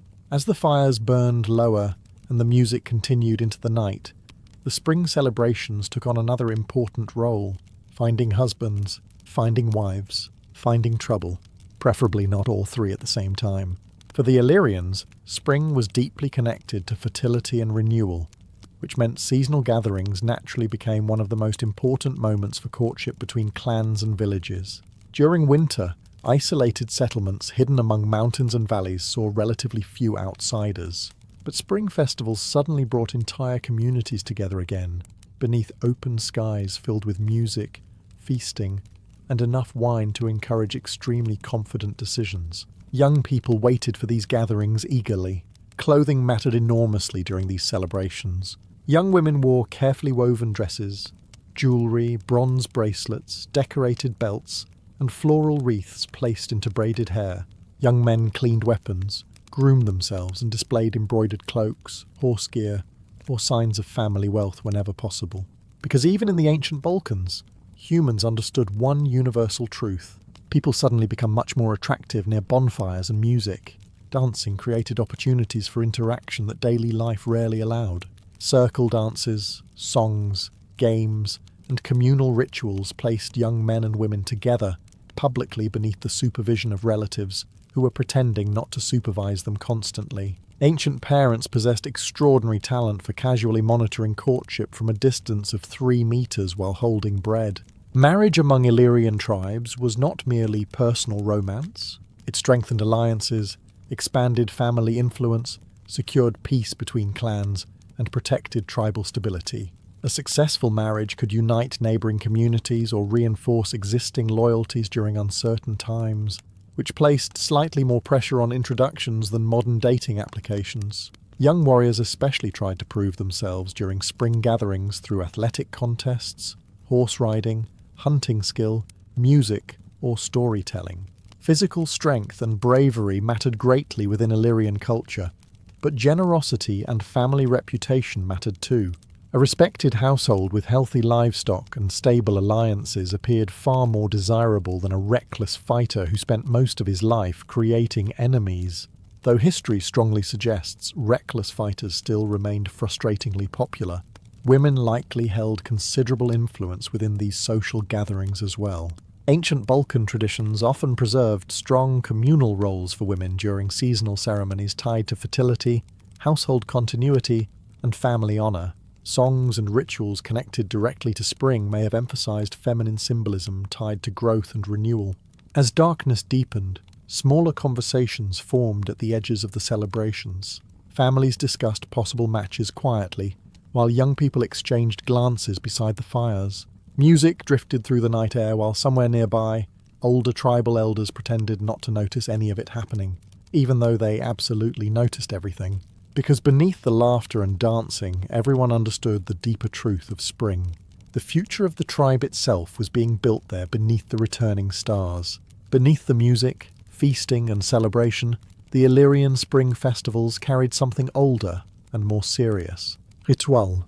The Illyrians lived in a world where nature was not separate from spiritual life. Mountains, rivers, forests, caves, storms and springs all carried sacred meaning. The landscape surrounding the tribes was alive with unseen forces that could protect, punish, nourish, or destroy entire communities, depending on their favour. And after surviving winter, people were highly motivated to remain on good terms with those forces. Although much of Illyrian religion remains mysterious today due to limited written records, archaeological evidence and later regional traditions strongly suggest the existence of local gods tied closely to fertility, water, war, the sun, livestock, and natural cycles. Spring celebrations likely included offerings meant to secure protection and abundance for the coming year. Because ancient farming societies understood a terrifying truth modern people occasionally forget: nature always wins eventually. Sacred springs probably played a particularly important role during these ceremonies. Across the Balkans, water sources were often treated as holy places connected to healing, fertility, and divine presence. During spring festivals, people may have left offerings near rivers, wells, or mountain springs in hopes of healthy crops, strong livestock, and protection from disease. Coins, jewellery, food, wine, animal sacrifices, or crafted objects could all be given symbolically to the gods or ancestral spirits. And honestly, if your survival depended entirely on weather patterns you barely understood, tossing a few offerings into a sacred river probably felt like a reasonable investment. Mountains themselves carried enormous spiritual importance in Illyrian territory. Towering peaks dominated daily life across the Western Balkans, shaping weather, travel, warfare, and tribal identity. Certain high places may have served as sacred gathering points, where rituals connected communities directly to the divine world above them. Bonfires lit on hillsides likely strengthened this symbolism further. Fire rising into the night sky beside mountain peaks created a visible connection between earth, people, and the heavens themselves. The rituals were probably communal rather than silent or isolated.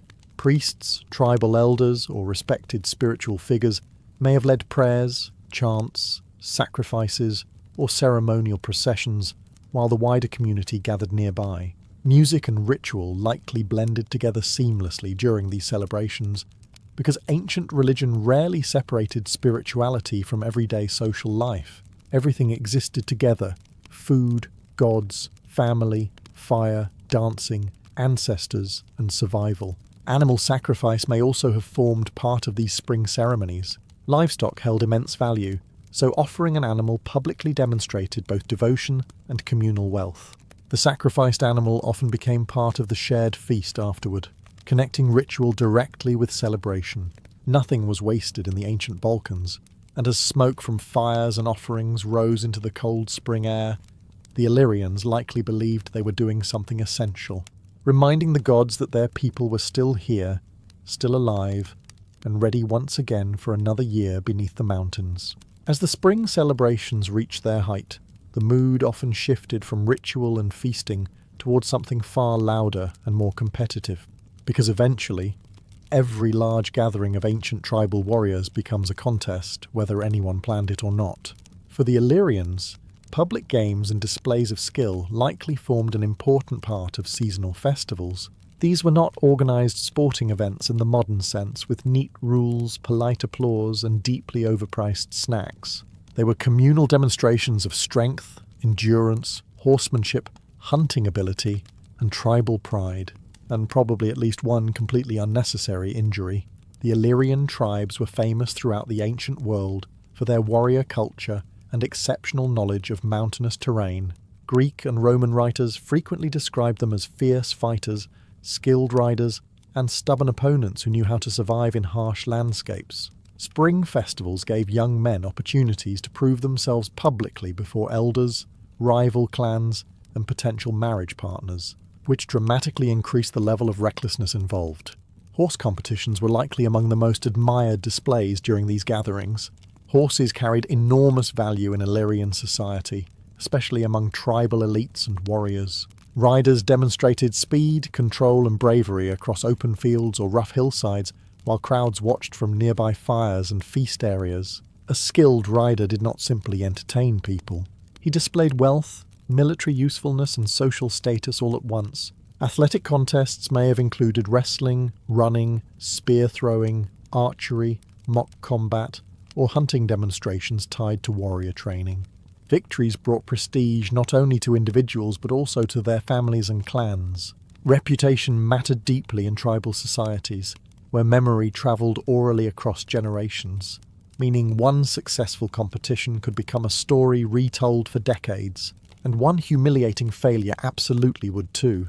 Music and shouting accompanied many of these events. Crowds encouraged competitors loudly, while older warriors criticised techniques with the confidence unique to people no longer required to participate themselves. Ancient spectators were apparently very similar to modern sports fans.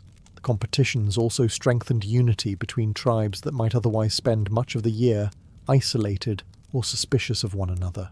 Shared games created temporary peace, reinforced alliances, and allowed rival groups to compete symbolically without immediately reaching for weapons, though occasionally they still reached for weapons anyway. Spring festivals balanced carefully between celebration and tension, because large gatherings always carried political importance. Chieftains watched ambitious young warriors closely. Families evaluated potential alliances. Rivals measured each other's strength beneath the appearance of friendly competition. Yet beneath all the noise stood genuine joy as well. After surviving another winter, people gathered beneath the warm Balkan sky to run, race, laugh, sing, and test themselves openly before the community. Children chased each other near the fields, while horses thundered across the hillsides and drums echoed through the valleys. For a brief moment, the entire tribe felt alive again together. As the final night of the celebrations settled across the Illyrian lands, the fires began to burn lower. The loudest songs softened into quieter melodies. The dancing slowed. Smoke drifted upward into the cold mountain air, while exhausted children slept beside cloaks and woven baskets near the edges of the gathering. And slowly, people began thinking about the year ahead. Because for the Illyrians, spring celebrations were never simply about enjoying themselves. They were about preparing emotionally and spiritually for survival once again. The planting season waited beyond the festival. Shepherds would soon guide flocks high into the mountains. Fishermen would return to the rivers and Adriatic coastlines. Warriors might leave for raids, trade journeys, or tribal conflicts before summer fully arrived. Women would oversee households, weaving, food preparation, and family life through the long working months ahead. The celebration stood at the border between hardship and hope. Around the final fires, elders told stories beneath the stars while younger generations listened carefully. Tales of ancestors, tribal heroes, old battles, sacred mountains and winters, long survived passed from one generation to the next through memory alone. Because long before books became common in the Balkans, history lived inside human voices. The final communal meals carried emotional weight as well. Families who had spent winter isolated in distant valleys prepared to separate again. Alliances renewed during the festivals would now be tested by real life. Marriages discussed beside the fires would shape future generations of the tribe. Even the laughter during the last night probably felt different, quieter, more reflective. Ancient people understood uncertainty intimately. A single drought, disease, storm, or failed harvest could destroy entire communities. The joy of spring existed partly because everyone knew how fragile life truly was beneath the mountains, and yet they celebrated anyway.